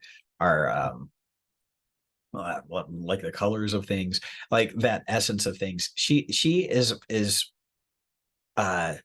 the media of commonality between all of us. Like what you see is what you get. What you see is actually what the moon gave you to present to other people so that they can see what they think they're getting, but they can interpret what they want to interpret when they look at you. That image of ourself that we project into other people is ruled by Venus. She is the common interface that we present to the world, right? So she represents the commonness of things. She represents the commonness of stones. She represents the common use of stones. So like if you have I don't know, something that has some kind of precious stone on it, however you use that thing, like if it's a fork and you use it to eat, she represents that eatingness of it. So that's where that rolls in. Yeah. So let's see. She makes people pleasant and amiable. One of the things that all of her ritual, or not all of her, but one of the things that some of her talismans that you can create are good for is getting people to like you and getting you to yes be on your side, and basically it's manipulating people to like you and get their favor. She's removes evil, heals and protects from diseases, common colds, the flu, COVID. She is there for you. She is the vaccine. When you go to get the vaccine, that's Artemis, that's Hecate, healing you and protecting you from evil by destroying the things that you don't want to have in your body. That's what vaccines are. That's what medicine is. That's what the pharmakeia, pharmacopoeia, pharmacy is there for us. She is Hecate. She's not just a witchcraft herby spell thing. She's also a pharmacy chemist putting shit together to heal our bodies. She is Merck, and she is Pfizer, and she is the scientists who are developing the next level of medications that will slow down the aging of our cells. She is part and parcel of all of that science. She's not just some rustic redneck, Mary Sally Joe whatever from Patuxent. She's actually knows her crap. She's where we go to learn. She's that level of wisdom. Anyway, she can help you remove any kind of evil, right? So she is on top of all that. Anything that's coming against any maliciousness. Increase and decrease a thing by tying it to the moon. So if you're trying to make something manifest, you can call on her in her phase of the moon, and basically whatever you're tying to her in that moment is tied to that waxing and waning of that cycle of the moon. So if you want something to happen in the next 28 days, figure out when you do it, when you're going to be in the waning phase, and you plant your seeds during the new moon, and you watch them grow into being until the full moon, and then they should be materializing a couple weeks later. So that's how you work with the moon and the new moon to materialize things. If you want to have a material manifestation of something, that's what you tie it to, and you have a 2-week cycle, and then right away whether you worked or not. You're not waiting like months and months. And like I had somebody tell me the other day, I did a ritual for them like years and years ago. They were like, I paid you to do a ritual for me, and it just now manifested. I'm like, no, it did not, sir. That was no, you got 2 weeks. If you don't see the results of your magic in 2 weeks, it's not working, and that's just common sense. So and that doesn't mean that you just stop, by the way. It means you try something else. You go back to Hecate and you get more wisdom, and you conjure the spirits of the air so that you can learn the information, so that you can figure out how to do it better. You improve yourself because you're trying to affect change. And if you're trying to affect change that isn't working, you need to figure out if either you're wrong or you're doing it wrong. And if you're wrong, you need to fix yourself. And if you're doing it wrong, you need to fix your process. And it's all about making that creation. Yeah. So anyway, you can tie the increase and decrease of a thing to the cycle of the moon. If you're trying to get rid of things, you tie it to the waning moon, right? If you're trying to manifest things, you tie it to the waxing. I might have said waning earlier. I'm sorry.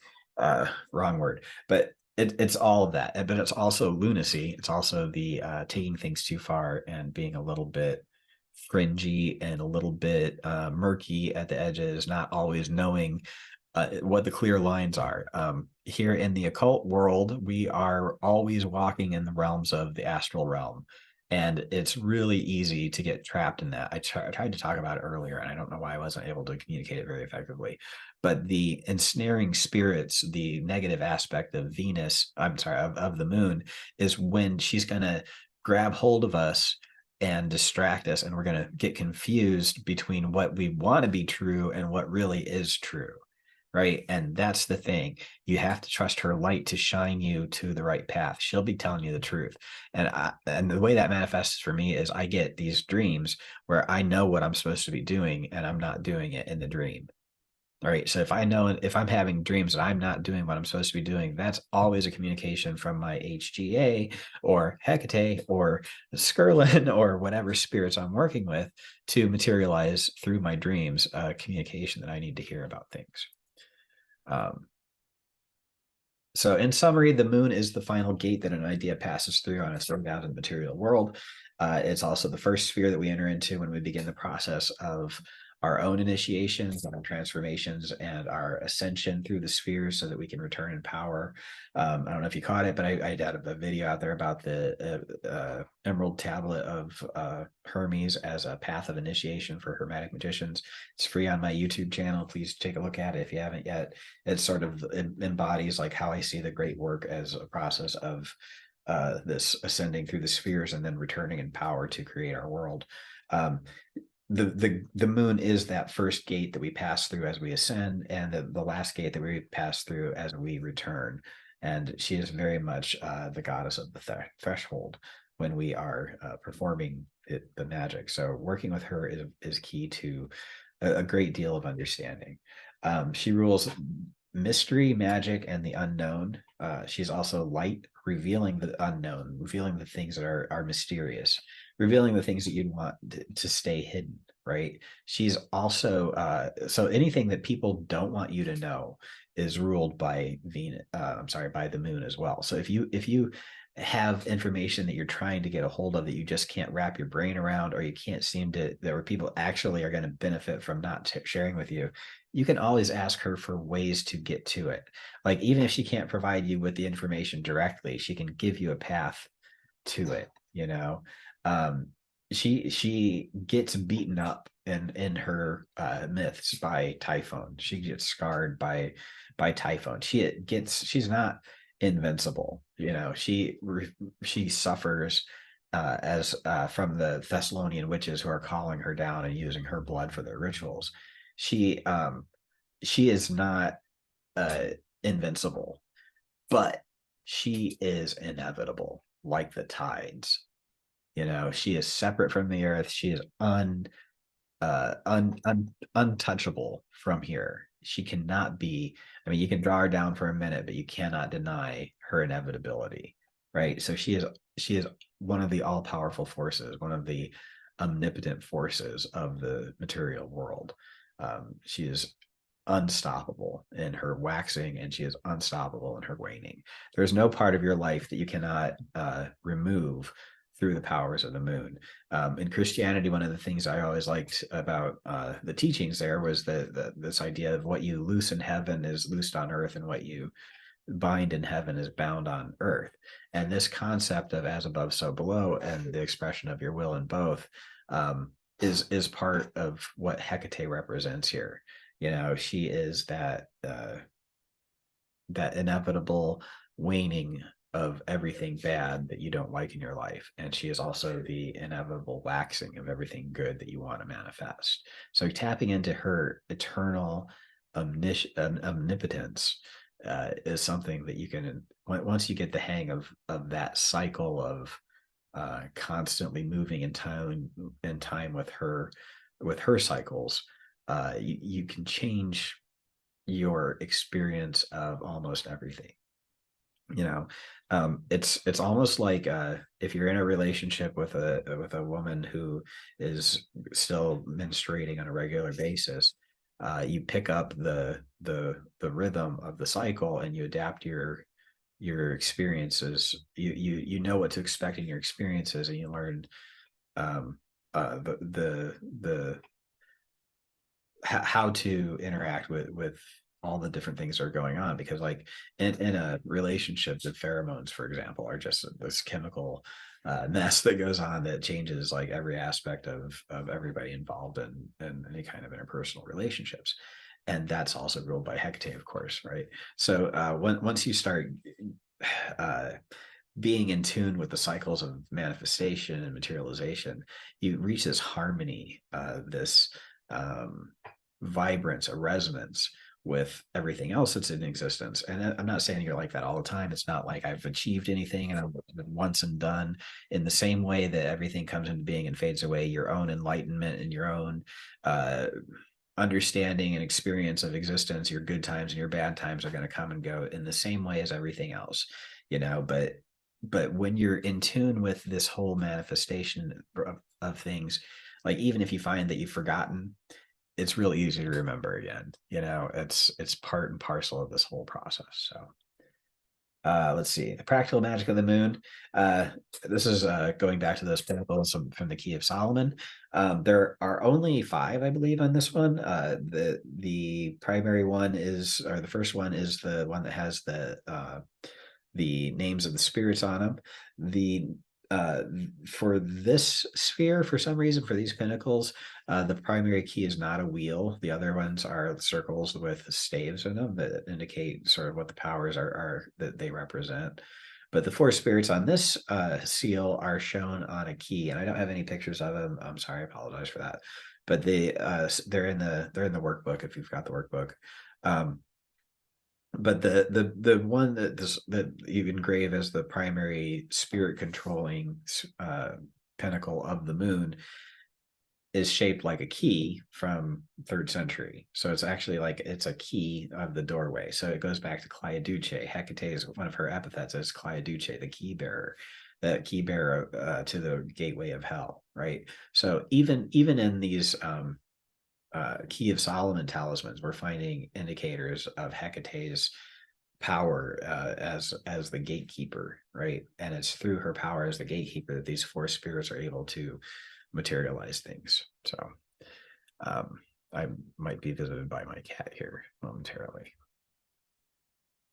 Okay, let's see, where was I? All right, so the other aspects of the pentacles and how they can be used as magicians, you can use them to control the weather. There's one that causes rain. Another one keeps you safe during rain. You can use it for dreams to receive communications, and just like the cults that we talked about earlier, you can receive dreams and answer to your oracles. Or if you just write down your questions on a piece of paper and put it under your pillow, you can receive the answer to these in your dreams with a simple prayer to Hecate before you go to bed. Hecate, reveal to me whatever's on that paper in a dream. Thank you.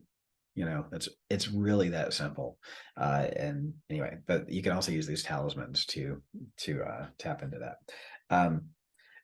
Insight, you can understand situations better using these talisman. There's one for glamours, so that people see you the way you want them to see you and give you the honors and benefits that come along with that.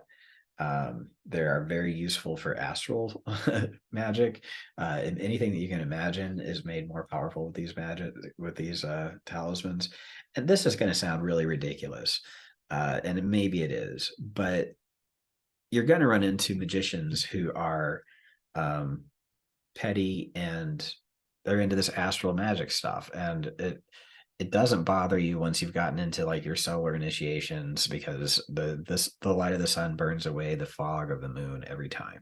It's really not something that you have to worry about. But on your way to the sun, you can run into some really crazy people when you first start getting into this magic. And before you learn discernment, you get a lot of interesting, fun experiences. Do be careful with all that stuff. But yeah, so just like I'm gonna send out a copy of what I wrote. I wrote this book called the Astral Warrior Handbook, and it's I read it very tongue in cheek. I wrote it very tongue in cheek, but it has some real basic astral magic guidelines that are, I think, are fun to think about. And it was please don't take it too seriously. It's take it with large grains of salt. But the actual techniques that are presented within the story of what I presented in that piece, it's more of a commentary on magicians than anything else. But the actual techniques are effective, and I've used them, all of them, in very petty ways myself. So it's just kind of fun stuff. Let's see. Do be careful of getting ensnared in the material realm traps. Um, there are a lot of traps in the material world that can be distracting along the way. And a lot of people are working against you, and they don't want to see you succeed. And I know that sounds paranoid, but it's just a sad fact of reality that sometimes there are forces set against you that need to be confused and redirected through the powers of the moon, so that you can continue to materialize and manifest things according to your schedule within the month, over the next coming months. You need to work with the moon to tap into this kind of thing. And I say that, but I couldn't tell you what phase of the moon and what we're in right now. So like everything else, take those grains of salt.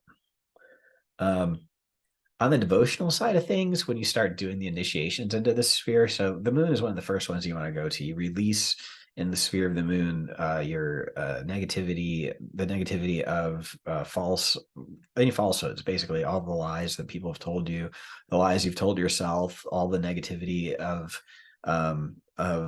deceit, any deceits that you've engaged in, or that you've been the victim of, are revealed when you first begin these initiations. So there can be some trying times for some people, especially if they're like real pieces of actual shit, and I'm not saying this in a judgmental way, but realistically, people who are evil to one another and have been for a while, if you ever change your mind and you want to get right, and you start working on these initiations, you start seeing things about yourself that you don't like anymore, and you have to change, and you have to understand where that came from. And it's a painful process, but most people aren't like that. Most people don't have this kind of problem when they start doing these initiations. A lot of us have been through some really terrible crap in our lives, but most people have not been. And most of the stuff that we think has been really terrible is not really all that bad. I think getting a little bit of perspective on things is very valuable. And the bigger your understanding of the universe and your part in it that you play as a magician, the bigger the person that you are as a person within the backdrop of everything else, the smaller the little things that happen to you on the day-to-day basis become. Realistically, if I lose my job today, it's not the end of the world the way it would have been when I didn't have an understanding of the process of manifestation the way I do right now. Right? I am manifesting things. It's great. I've decided at this point in my life that I'm going to use all of the magic that I've learned to create basically just a good time, like to have a positive experience of my existence between now and when I die, and create positive experiences for everybody else. I've decided that that's what I'm going to use my magic for the rest of my life. And I am having a really good time. I am enjoying every aspect of my life, my relationships, my friendships, my work is going great. I work at a company that is a part of the pharmaceutical environment. I'm working in pharmakeia, you guys. I'm doing my will in ways that are amazing. And I'm looking at my company, and there's like, if I had a high school diploma and I was just starting out, I could work my way up in this company because there's a ladder of success built into the business culture in America that can be grabbed by just about anyone that wants it, that is willing to make the sacrifices that are necessary to be a part of that and it's a shitty system, just for the record. It's very capitalistic, but it's there, and just like any system, a mercurial magician, a hermetic magician, can understand how the process works and how to use that to accumulate things in a positive way and change things for the better for yourself and for other people around you. And why not? I mean, why not do something good? This is coming from someone who lived a crappy life on purpose for fun, right? I used to be a really just a bad person. I don't like who I used to be. I changed, and I like how things are going. And I'm finding out that if I had to start over today with everything that I know now, I know a lot. You do too. If you followed along with all these classes, you know a lot now about how it all works. This thing that we know how to do, it's amazing, and we can use it for whatever we want. And I'm not saying we have the power to change every aspect of everything. We work as a team. There's constraints to everything. But we're not as limited as everyone else, and that's the bottom line. And it's not because we're special. We're not more special. We just have more knowledge because of Hecate, because of our witchcraft, because of our occult interests, our pursuits, our work, our initiations. We've turned that light of intelligence and intellect on ourselves, and we've accepted that there are things about ourselves that we don't like and we're going to change. And it's not that big of a deal, because actually we want to be something different, because it's fun, because it's good and it feels nice. We can do that if we want to, right? It's I don't know. I just think it's a useful thing that is very much something that we go through in our processes. The reason we go through these initiations, it's so that we can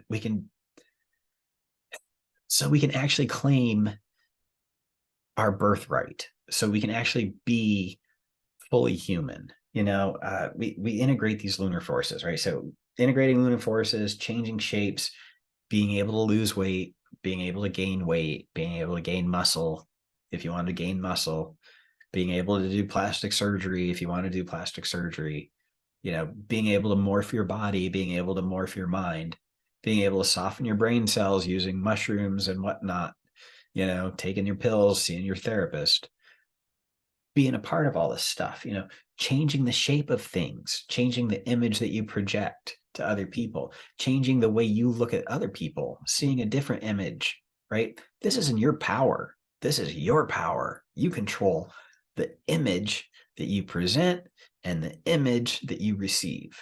You don't control every aspect of it, but you can control how that realm in between, that liminal space, is going to be impacting you personally, and what impact you're going to have on it, because it's a cycle of manifesting and unmanifesting, and you understand that now, and you're able to do things with it that other people aren't going to be able to do.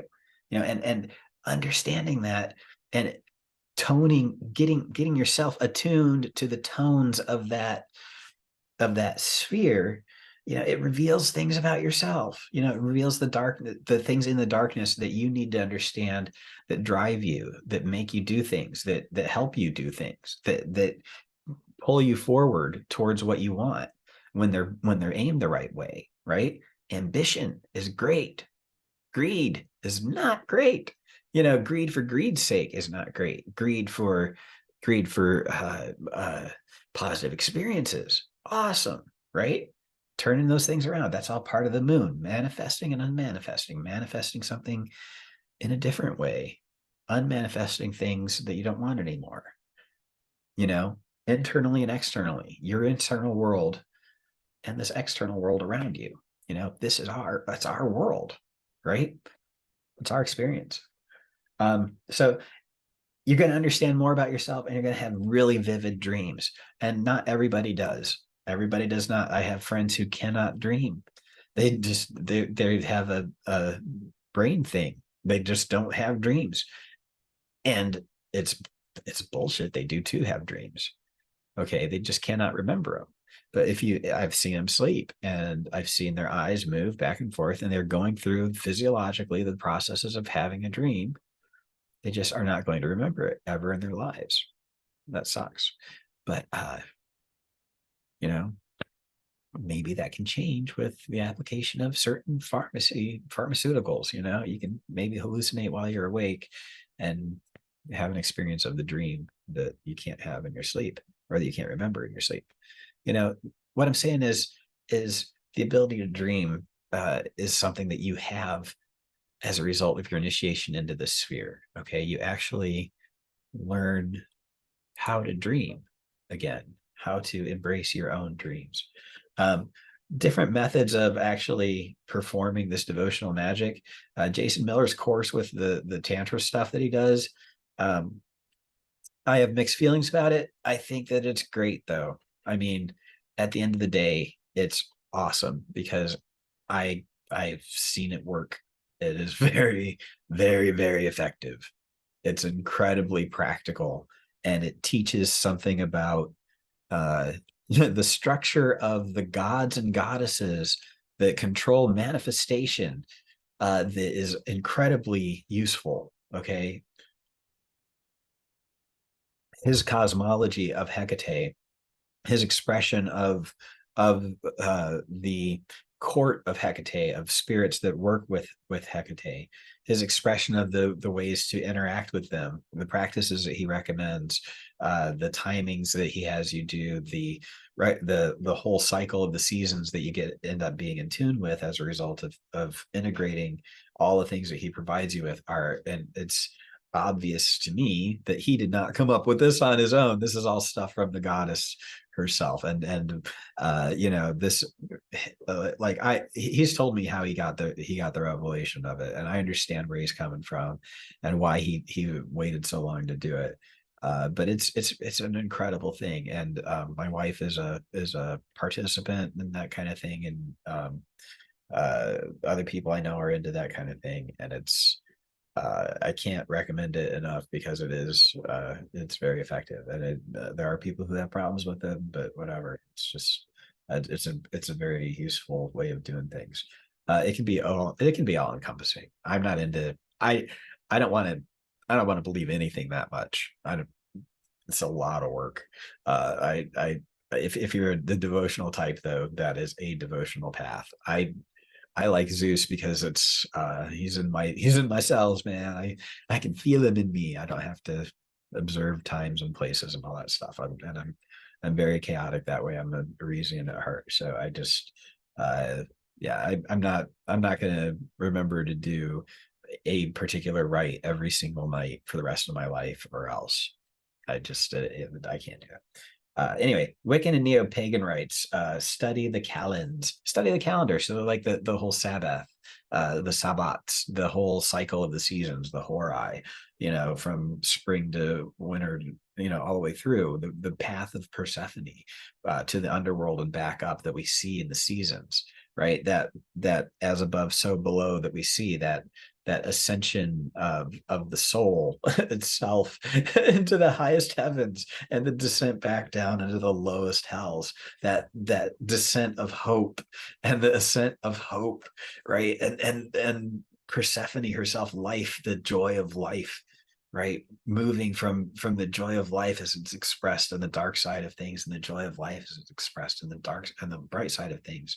That whole process, it's incredible what you can learn just by studying the seasons. So study the Wiccan stuff, study the neo-pagan studies, right? These are all stuff that people with master's degrees put together based on their studies of history, right? They aren't idiots, they weren't fools that put all that stuff together. What they came up with was ridiculous in its application sometimes by some people.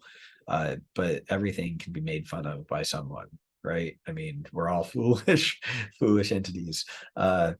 So study the calends. There's a lot of useful information in materials that are written by modern neo-pagans. Daily prayer, to Hecate or to Zeus or to I'm sorry, we should be talking about the moon. You can do daily devotionals to the moon. Archery is a great way to get in touch with Hecate. I've been doing archery with my wife for the last 2 years or so, and we went shooting today. In fact, it was a great time. It's a great way to get out of the house and shoot bows and arrows and learn how to focus your mind and your body together. Any kind of service to the cause, because this is a joint effort that we're on, we're all working together on this stuff. The whole materialization process. So the process of manifestation has its own team of people who teach the world about how it works. And we try to talk other people into doing it. It's sort of like a multi-level marketing thing. We try to make other people become magicians because it's what we think people should do. All right. We serve the cause.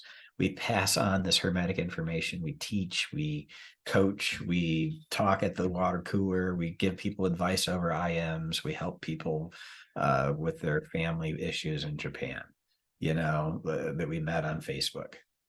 We do silly things. We take flowers out to crossroads and we drop them off. We do ridiculous things with our lives. But what we do is service. Okay. Why does Helios drive his cart across the sky? Why does Selene drive her cart across the sky? She fell in love with Endymion. All she wanted to do was spend time with him. She forsake her duties for Endymion because of love and passion. She felt like a fool. She made fun of herself all through the Odyssey for falling in love with Endymion. She felt ridiculous falling in love, but she couldn't constrain herself. But why does she do all that? Why does she not just go and hang out with Endymion all the time? Because she has a service that she provides. She manifests the things she represents all the time. She is the moon goddess.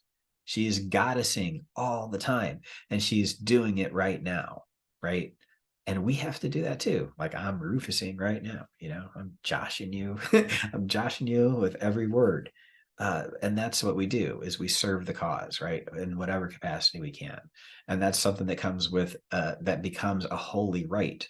That is your clerical duty, marials and burials. You marry people, you bury people, you serve the community. And you do that by being the psychopomp. When someone dies, you pray for them so that they go to hell, in the right part of hell, where they belong, or to heaven, whatever you want to call it. You psychopomp people. You help your goddess by manifesting what she is. You help Hermes be Hermes in the material world. You do that, and that's your service, and that's a devotion, right? And just doing magic, just making yourself rich, is service to the cause. Okay, you are working with the gods to help them do their jobs, right? If you are Hecate, come forth, far shooter. If you can influence things from afar, torchbearer. If that's you who walks beside Persephone every season, if that's you, Selene, mother of the seasons, if that's you, Mine, month, come forward and help me out with this. You're helping her do that. You're giving her that opportunity, right? By calling on her, you're expressing that aspect of deity as a cleric, a priest or priestess, a clerk of that force on the earth. You're doing something there. That's your service. That's your devotion to your God, right? So do your magic. Always do your magic. That's service to the cause. I wanted to give you some personal anecdotes. I think I've done that throughout the whole thing, and I want to talk about the Astral Warrior's Handbook, and that's what I got for that particular slide. So where were we? I've lost my mouse. There we go. Luna in our experienced world. So in the human being, the parts of the body that are ruled by the moon, basically she rules the whole body. She's part of everything. She rules the water in our cells, the fluid in our eyeballs, every part of us that has liquid that allows lightning to pass through it in our cell structure. That's all Luna. She's there ruling over it. She influences every part of it. But in particular, the brain, the lungs, the marrow of the backbone, the stomach, anything that is an excrement, anything that flows through us, our tears, our snot, our saliva, earwax, skin oil, everything, urine and feces, etc., etc., semen and menses. I think I got everything right. Sweat. That's it. All the gross stuff. That's part of manifesting and unmanifesting. It's just how it goes. And the left eye.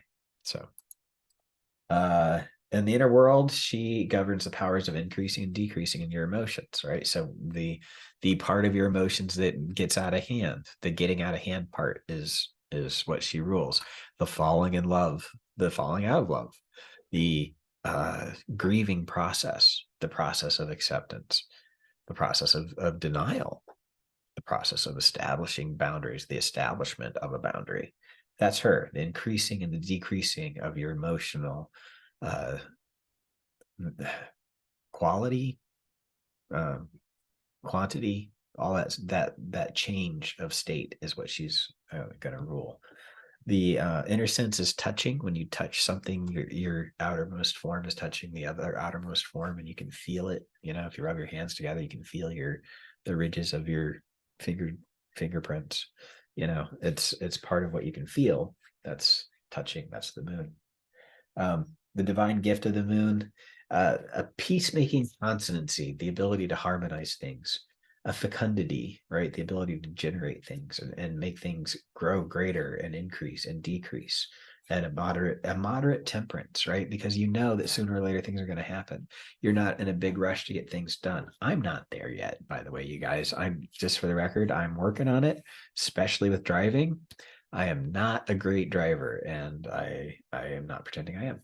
But yes, so the moon is the ruler over moderate temperance, being patient. Faith, being conversant and manifest in occult. So knowing that your magic works, right? A little bit of confidence. In my Zeus practices, I call that metis, the sense of confidence that that everything that you say is being heard by a whole freaking army of spirits waiting to do your bidding, like acting like you have a billion minions just waiting to do your will. I mean, that's sort of being conversant and manifest in occult things, and yielding direction to all, right? So you're granting them the grace of your guidance and performing their acts. It's so nice of you, I must say. So remember that you're doing the world a fucking favor by telling it what to do, for fuck's sake. So you got to remember that about your magic. Let's see, where were we? Also motion to the tilling of the earth for the manner of life and giving growth to itself. So like how you actually process the things of this world so that other people can grow. The phrase bullshit makes the flowers grow comes to mind, and how you actually make sure that the bullshit is there for other people's flowers to grow, and it's in the right proportions and the right pharmakeia, the mixture of elements, so that it can manifest what you want. Tractable complexion, proportion and tempered for every good thing. So basically you learn how things manifest and you become a decent human being about things.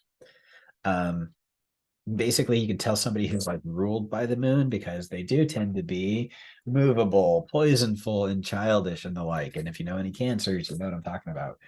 No offense, cancers. I'm just kidding. But they can be very moody, and you think you understand one thing about them, but really you don't understand anything about them because they're much deeper than that. You think you'd understand what they've revealed, but you only understand what they've revealed, and you don't know what they haven't revealed.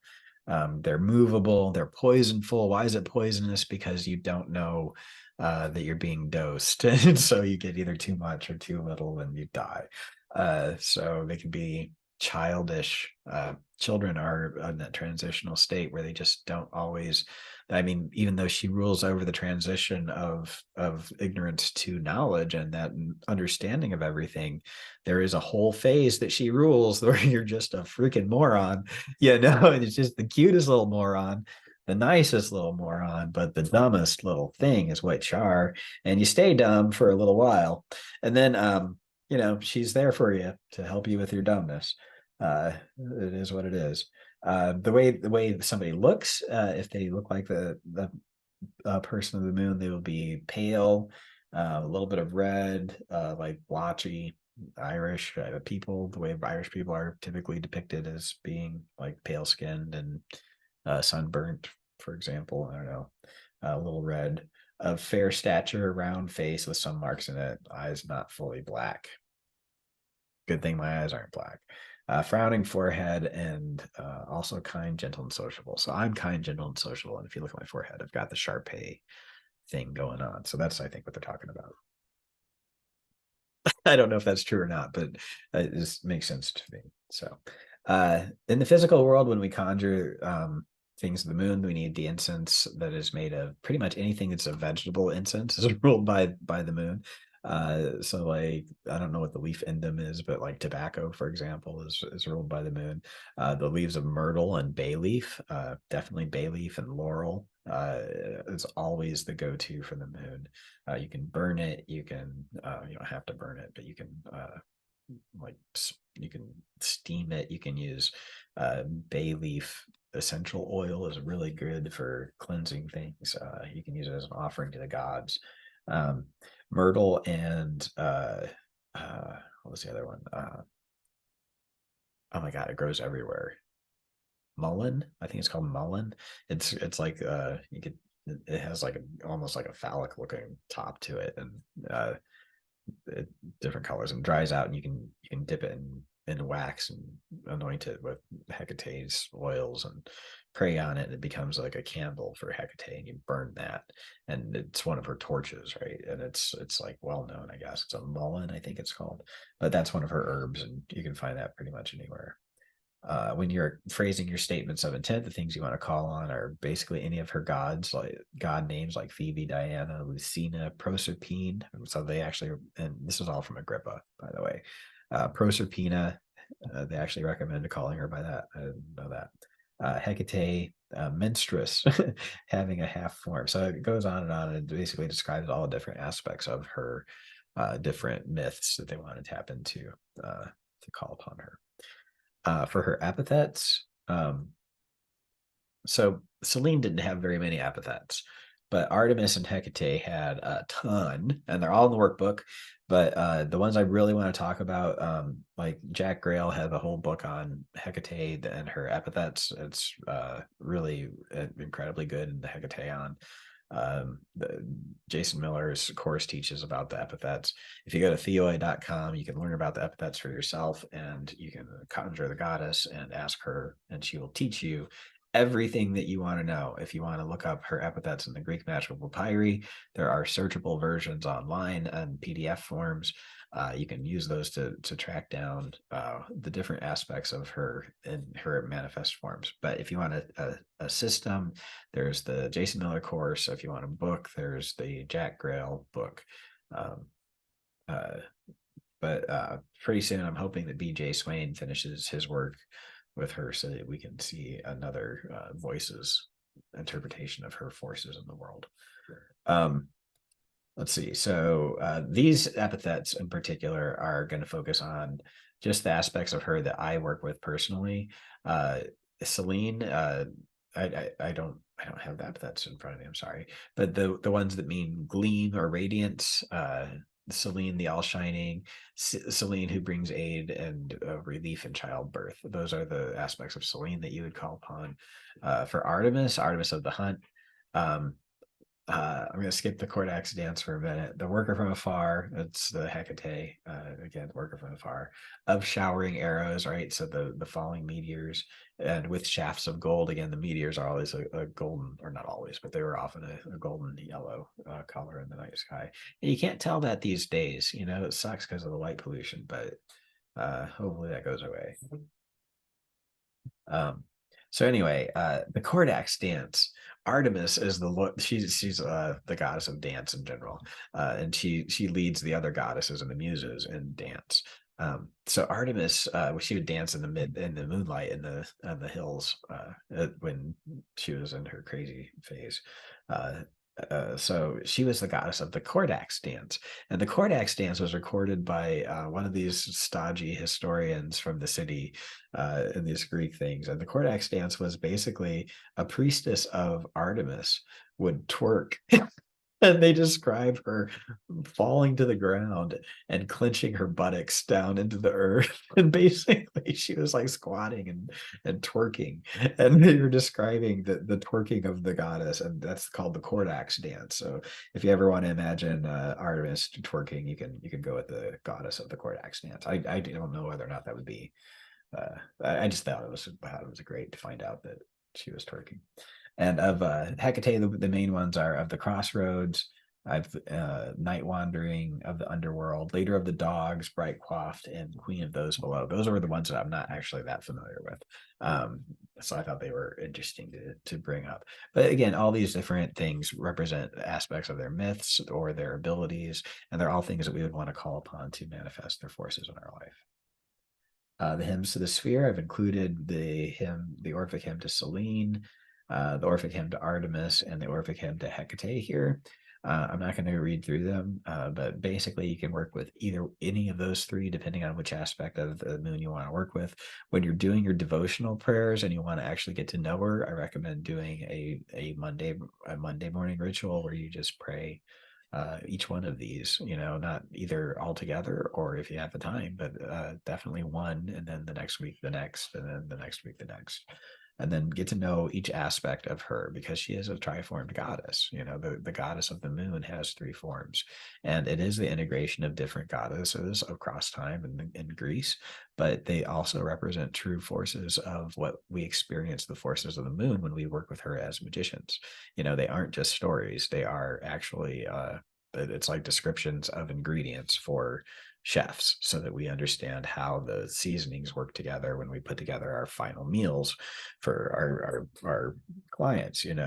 What we're doing here, what we're creating with our magic, is an experience based on our interpretations of these multiple facets of this one entity. So yeah, you got to learn all three different versions.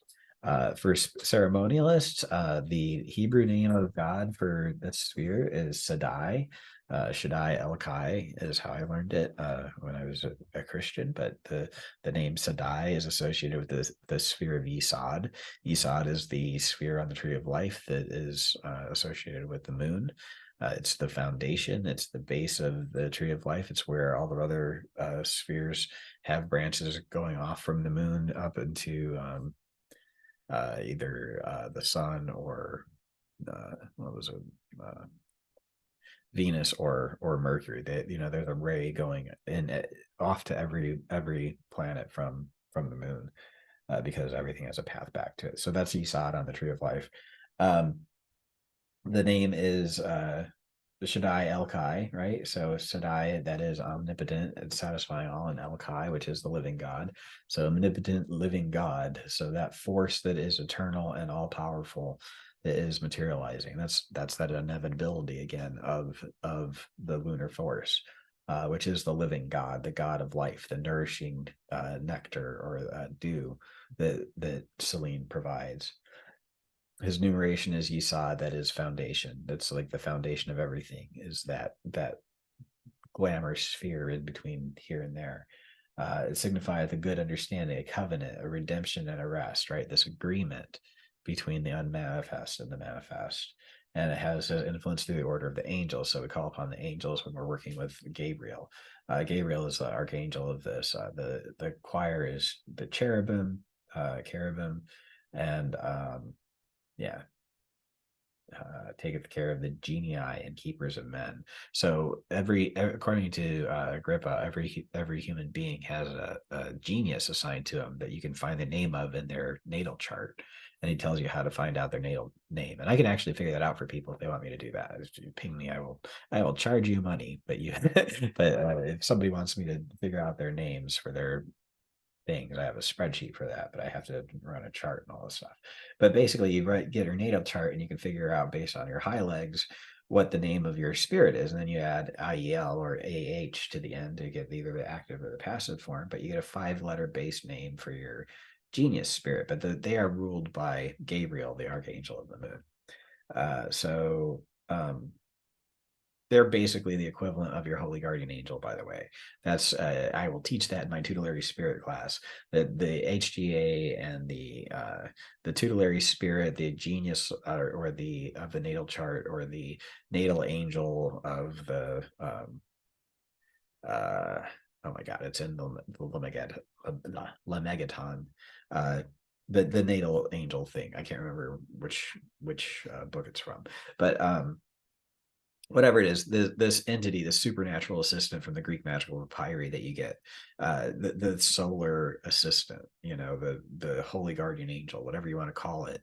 This entity is basically if it's ruled by Gabriel, the archangel of the moon, it's basically of Yesod. It's an astral projection for this helper assistant that is all wise, all powerful, and able to help you connect to other spirits, right? Your magician's assistant.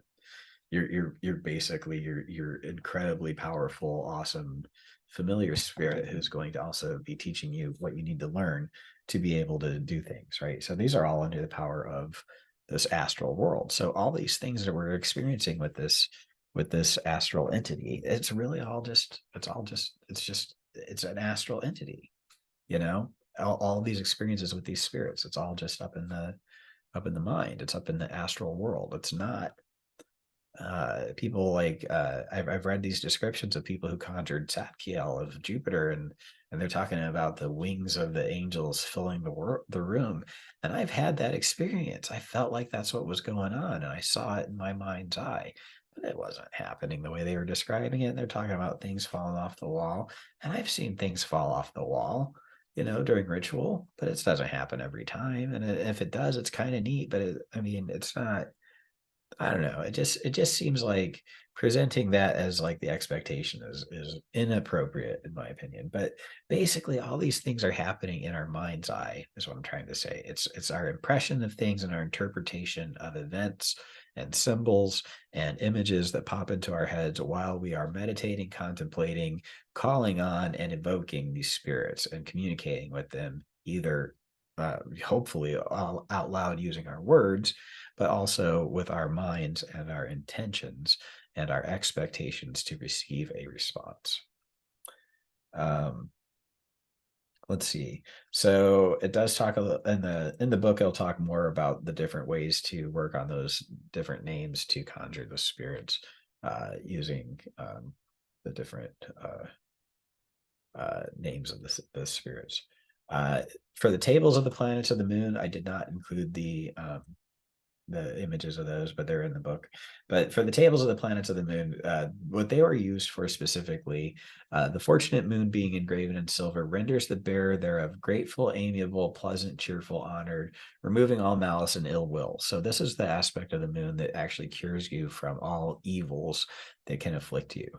Another one, and this is by doing, and when I say this is where you engrave on a plate of silver the numbers on that grid, and you trace out on the grid the seals of the spirits, the intelligences, the spirits, and the symbol for the planet itself. You trace those out on the table, on the silver table, a little square piece of silver or silver plated square, something. You engrave on it that symbol. And when you do that, it will result in basically when you carry it or somebody else carries it, people will be pleasant to that person. They'll just be nice to them. It's just a way of getting convenient niceties and having people treat you with a little bit of friggin' dignity, a little bit of respect, and it gets rid of ill will and people who are like having a bad day, just expecting and taking it out on you. It just gets rid of that aspect of things. It also helps to cause security in your journey. Again, it covers travel, it increases your riches, right, and health, and it actually drives away enemies and other evil things. If you make it at a bad time of the moon, like when the moon is afflicted, like anywhere when it's conjunct to anything like evil, like Scorpio or I'm just kidding. I'm just kidding. Anyway, if the moon is in a bad sign, or if it's in a sign that doesn't represent what you want the talisman to do, it's going to be an unfortunate moon. And if you engrave it then in lead instead of silver, wherever it's buried, it'll make the place cursed. Basically, it curses the place, and then all kinds of bad luck happens there. And if you give it to someone, it makes them fly away from their country, and if you bury it under a place, it'll drive someone away from that place, and it hinders physicians and orators and all men whatsoever in their office against whom it shall be made. So if you have a favorite politician that you want to use it against, you would engrave it in lead at a time where the moon was misfortuned, and you would aim it and dedicate it to that particular politician. When you conjure the spirits, they can come across looking, for me, they actually come across looking like angels. It's great, like wings and white robes and long hair and sort of androgynous, leaning towards masculine features. It's kind of nice. But I've also had images where I was being carried on the back of a bull, and I felt the bull leaning back and forth as I was riding on it. But yeah, anything like that, like a wild boar, any pigs or large wild animals that reflect the consuming and manifesting and decreasing aspects of the moon. And anytime you have like a vision of a spirit that arrives with a vision of a storm or a tempest or a bunch of rain, it definitely represents a lunar spirit.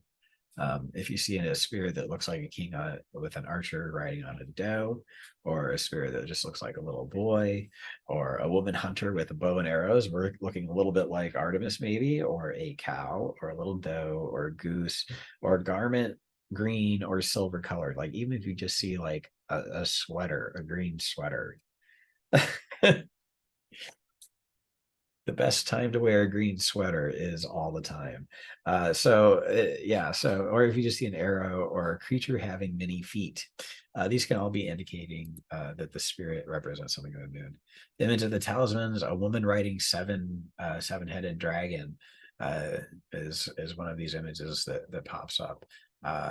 She is cornuted riding on a bull or a dragon with 7 heads, or a crab, and she hath in her right hand a dart and in her left a looking glass. Mid-journey did not do a great job with that part. Clothed in white or green, and having on her head 2 servers with horns twined about him, and to each arm, and such and such and such. But basically what that was for the increase of the fruits of the earth and against poisons and infirmities of children. And they would just make it on a Monday at the hour of the moon. For operations of the moon, they also made an image for travelers against weariness, figure which was a man leaning on a staff, having a bird on his head and a flourishing tree. Mansions of the moon, I'm not going to get into that. My throat is already very dry, but I might do another class on the mansions of the moon. But basically, Agrippa lists 28 different mansions, and the names of the spirits that rule over them, and the images that they would use to tap into these entities, and the best times that you would actually want to do that. And there's a way to calculate it, and it's a great handy way to do some practical magic. It shows again the sharpness of the whips of the furies that Hecate can deliver through her connections with the underworld. So that's all I had for my actual course. Let me see if I can find my mouse on my monitor here, and I will get to our comments in our chat. Let's see here.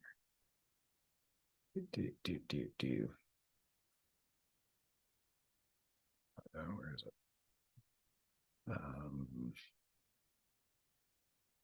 There it is. Okay. So questions. Let's see what we have today.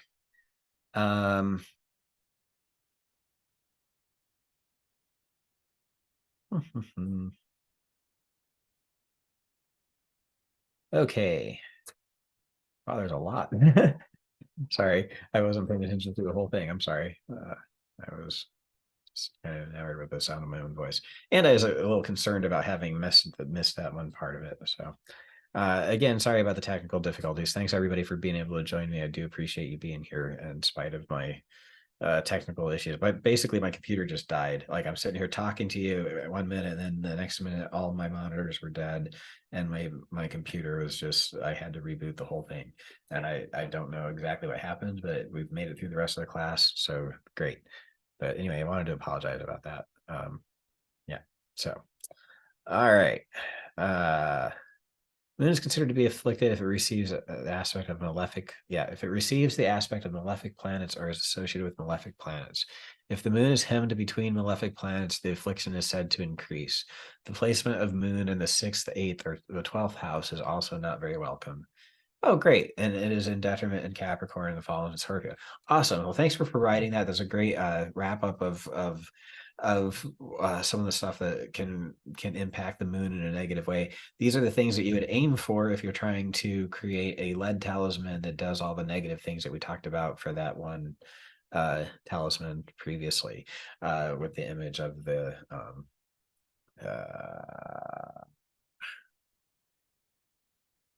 where was it?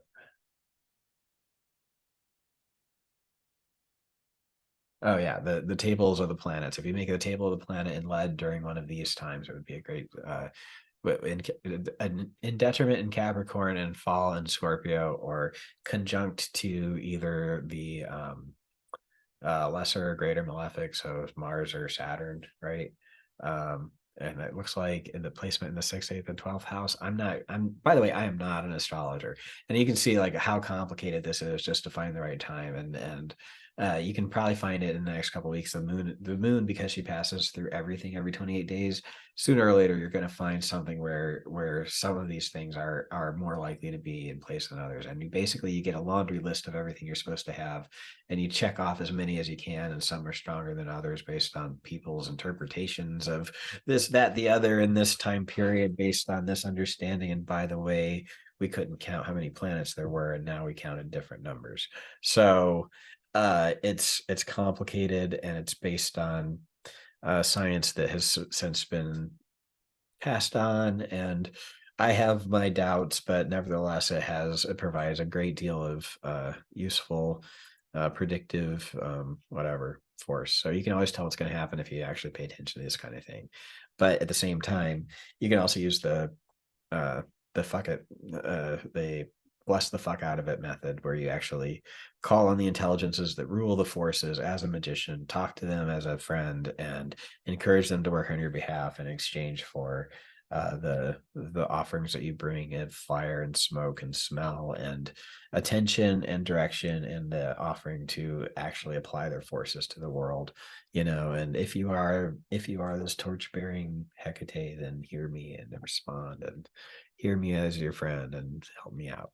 So anyway, that's the kind of thing that, yeah. Anyway, if you wanted to email the others, link from the first class, yeah, I sent those out to people who pinged me. Petition when Luna is waxing. No, petition when Luna is waxing when you want something to materialize. Petition when Luna is waning when you want something to dematerialize. Always petition. always work for those things.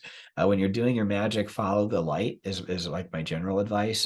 Always follow the direction of the light being reflected from the moon. So as the moon is waning, you want to turn your attention more directly to spiritual subjects and transformation and initiation.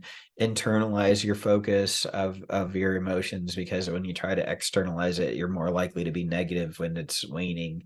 This is all theoretical, and these are guidelines. They aren't hard rules. It doesn't always work out this way, but in general, you can kind of use this as a way to understand what's going on in your life and interact with it in different ways.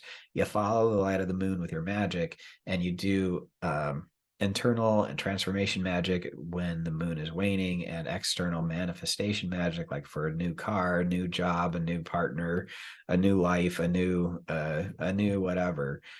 When you want something to materialize and change in the physical, then you do it in the waxing, right? So on a new moon or near a new moon, you plant your seeds.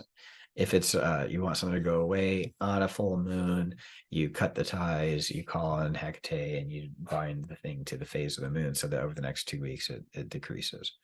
So yes, when engraving and creating talismans, it's really good to focus on your intention while doing it too. Yes, absolutely. Intention.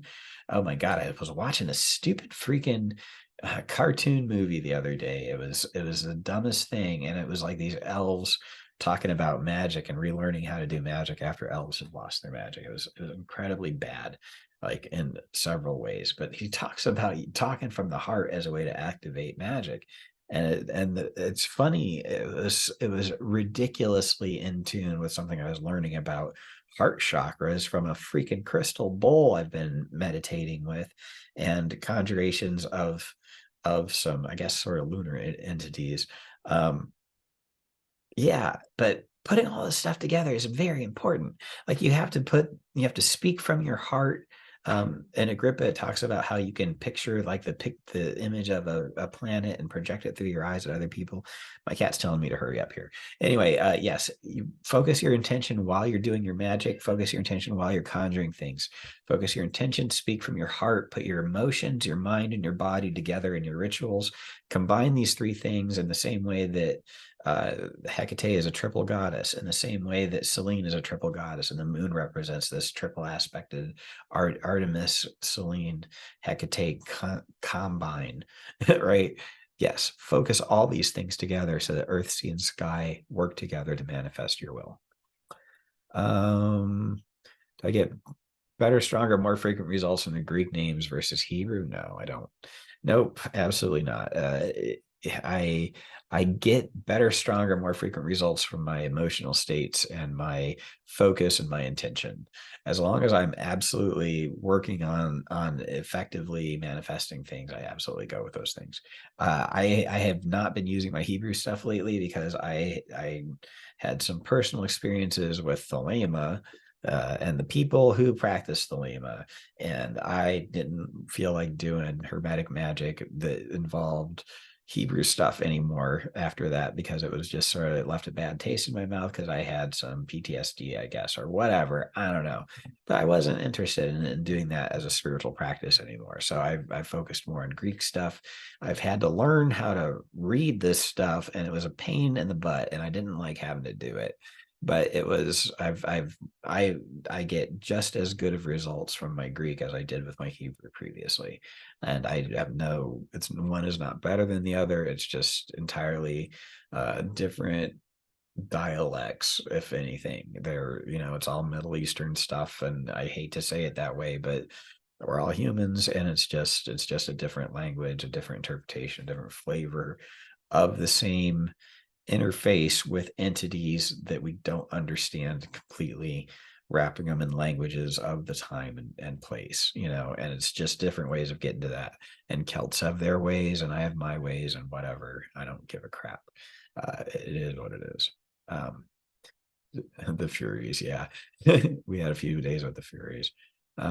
Biggest block to therapy is not accepting life is a struggle. Absolutely. It's always a struggle, and that's part of existence. Which of these aspects is related to Diana? So Diana is the huntress. Artemis is Diana. So Dianic Wiccans are Artemisian Wiccans, right? They're actually Artemis. Artemis was all the things that Diana, like I have this I want to say second wave feminist version of Diana, where they there were these Wiccans who rejected everything masculine and didn't have any priests in their covens, and it was all women all the time, and no penises allowed at the circle, not even transgender, not even ex post op, super gynocentric feminist Dianic people, and they embraced Diana as this virgin goddess, right?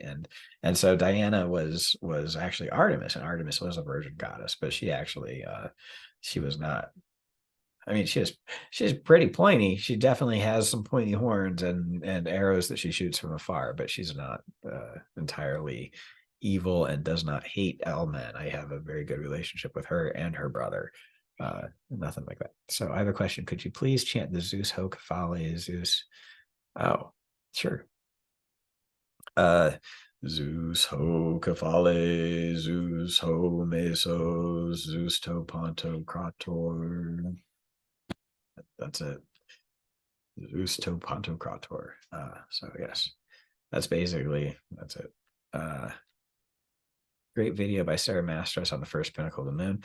Yeah, actually, she's got a new book coming out on the pinnacles of the moon. I got to review it, and honestly, I'm happy to say that it's very complimentary to everything I've taught in the class, and she confirms everything that I taught. It was really nice to see, because I had already been teaching these classes when I reviewed her book, and I was like, oh crap, I really hope that I don't read it and find out that she's telling me I'm doing it wrong. Because like I've been doing it this way and it's my own interpretation on things, right?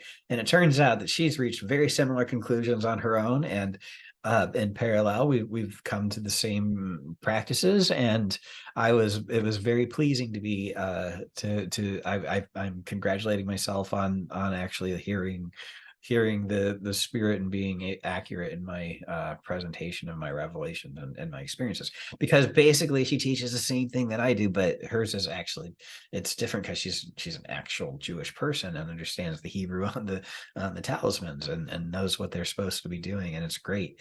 And her understanding of these things is really really deep. I'm looking forward to talking to her about that again on another podcast. When we start the initiation, which sphere should we best start with? The moon. You start on a Monday and on the Monday morning, and then 2 days later you do Mercury, and then 2 days later you do Venus. And it's just simple. Call on the archangel, read the Orphic hymn, and think about things. Think about what you've done with your life, and in each sphere, ask them to take away the negative side. Just like in the moon, remove all deceit. Thank you. Sit and bask and move on. Super subtle stuff, very, very gentle. It'll start getting the forces to flow a little bit. You might have some it's a nice way to get things going, and get in tune with things. Start in the moon, work your way back up, all that stuff.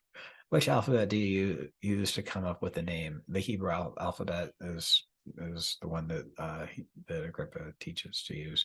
You start with Aleph and the 0 degree of Aries, and then you in the next degree you put the bet, and you go through each of the letters of the alphabet, and then you repeat it all the way around, and it perfectly aligns with the 360th degree, and your or 359th, I guess, if you start at 0.